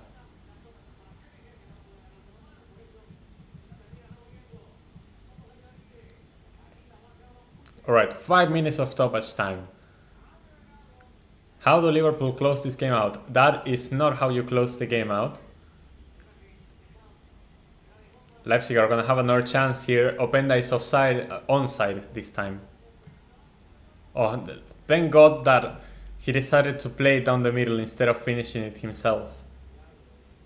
That's what I was saying about Openda's decision making. He tried to slide in the pass for Poulsen. Okay, no, he was offside.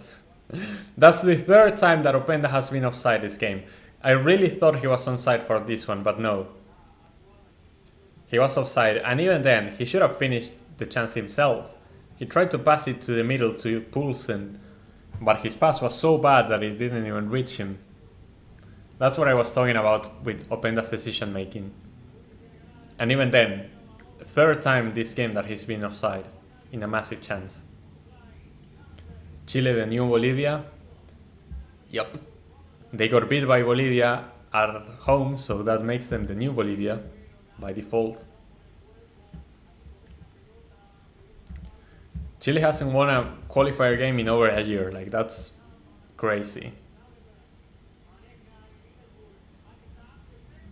Ooh, decent attempt from Robertson to put in a cross like that. No, no foul, no foul. Gakpo. Ah, that cross gets intercepted. Okay, Lucho. Nice one. Joe, back to Lucho. Nice link up. McAllister. Maka again. Okay, Curtis, Maka, Curtis. Nice, keeping the ball is good when time is ticking low. I know another football personality named Albert, and he is humble too. A trait of being an Albert probably, from Long Ball Fuchi Ball podcast.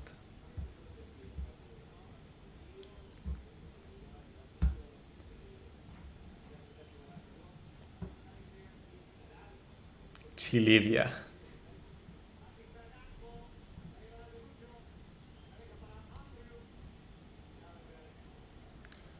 Gravenberch back for Van Dijk. Nice work. This is what I mean. Defending while having the ball. It's not that you're trying to create something while having the ball. It's that you have the lead, and so you just deny the opponent a chance. Ooh! Well, an opportunity to get a chance themselves. That's going to be a corner for Liverpool. I think we should play short. Considering there's only a minute and 15 seconds left. Play the corner short, try to keep the ball. No need to throw in a cross and get hit in the counter attack after it gets deflected. It's only 1 minute, guys. Good result for Liverpool as of now. I mean, yeah, sure. It's amazing. We get to be on 9 points, just like Aston Villa. We play the corner short and we get a throw-in. So we get to keep possession for these last few seconds of the game. I don't know if the ref is going to add another minute or not.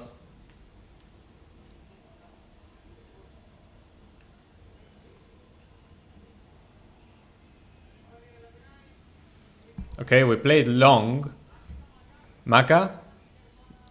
Yeah, just relax with the ball. No need to go for goal on that one. Curtis, my man, why shoot from that position? You're never scoring that. And now RB Leipzig have the final ball of the game. Okay, that's gonna be a throw-in for us. Good. I don't understand like that decision making from Curtis Jones. But I think it's gonna be okay.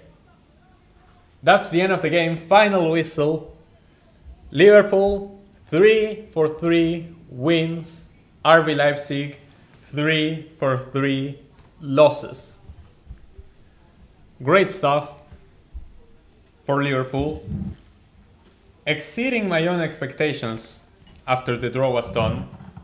And in this game where I said it would be 1-1. Going 9 for 9 points to start off the Champions League campaign.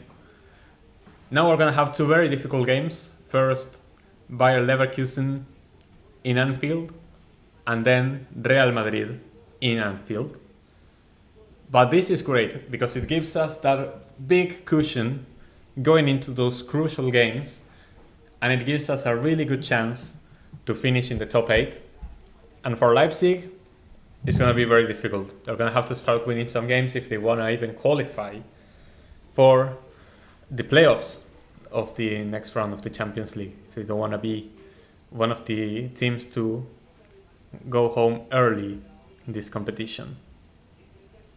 Alright, let's check in on the other games. How are things going? It's full time as well in Montjuic. Barcelona have defeated Bayern Munich 4-1 statement. Milambo has gotten a second for him and a third for Feyenoord, who's beating Benfica 3-1 on the Estadio da Luz. Dinamo Zagreb have beaten Salzburg 2-0. Manchester City has blown up Sparta Praha 5-0. Marcus Thuram got a last-minute winner for Inter against Young Boys. And Jonathan David has gotten another for Lille, so they are winning 3-1 against Atletico, who are also on 3 points, just like Milan and Bayern Munich, who are like the big dogs on that scary situation of sitting just outside the playoff spots currently. This Champions League format goes a bit crazy, I have to say. Like, keeping up with all of the drama, it's a lot. So what are we saying? Are Barca winning the UCL? Has to be, right?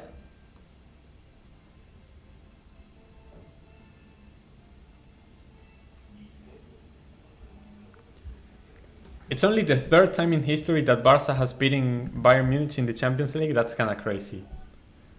Alright, before I go, let me show you the Daverson clip. Great result and a great performance from Gulassi. Yeah, Gulassi went crazy in this game too. Okay, guys, this is also a plug, but follow me on Twitter or X, whatever you want to call it if you're not, because there I post all of my videos, all of the streams, so you get notified early on and you can know whenever I upload something or whenever I'm going live. And also I retweet stuff like this. Hold on, I don't think I have the audio from my desktop. Yeah, okay. Let me put it a bit lower so that it doesn't blast your ears, and probably I don't want to get... I don't know if this has copyright or not, but this is Daverson. This is the guy who completely nuked and ruined River Plate last night. And is the best Brazilian striker of the moment.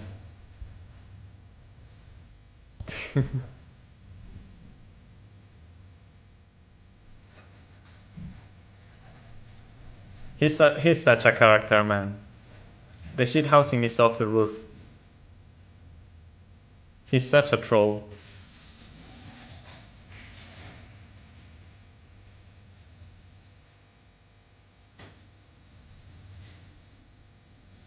Yeah, just roll back into the pitch. Yeah.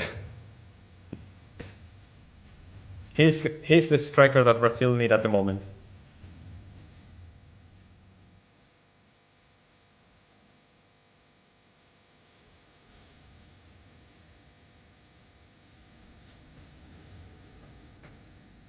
Check his number. Check the back of the shirt. You don't know who that is.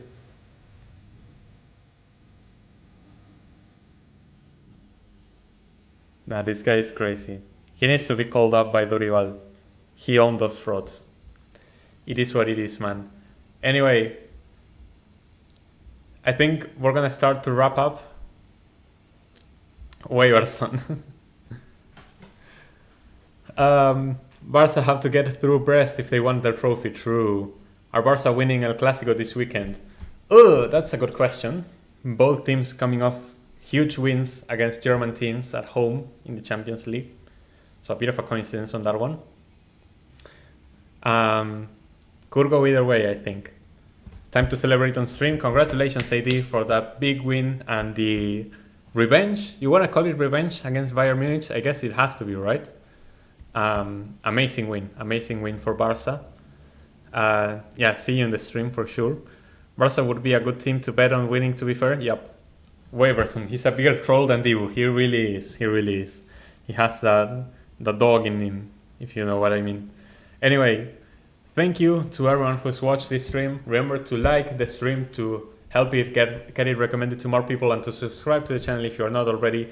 Thank you to everyone, to Albert, to Matt, to 80, and everyone else that decided to watch all through all the stream, and even those who popped in just for a few moments and left their messages. I really appreciate it.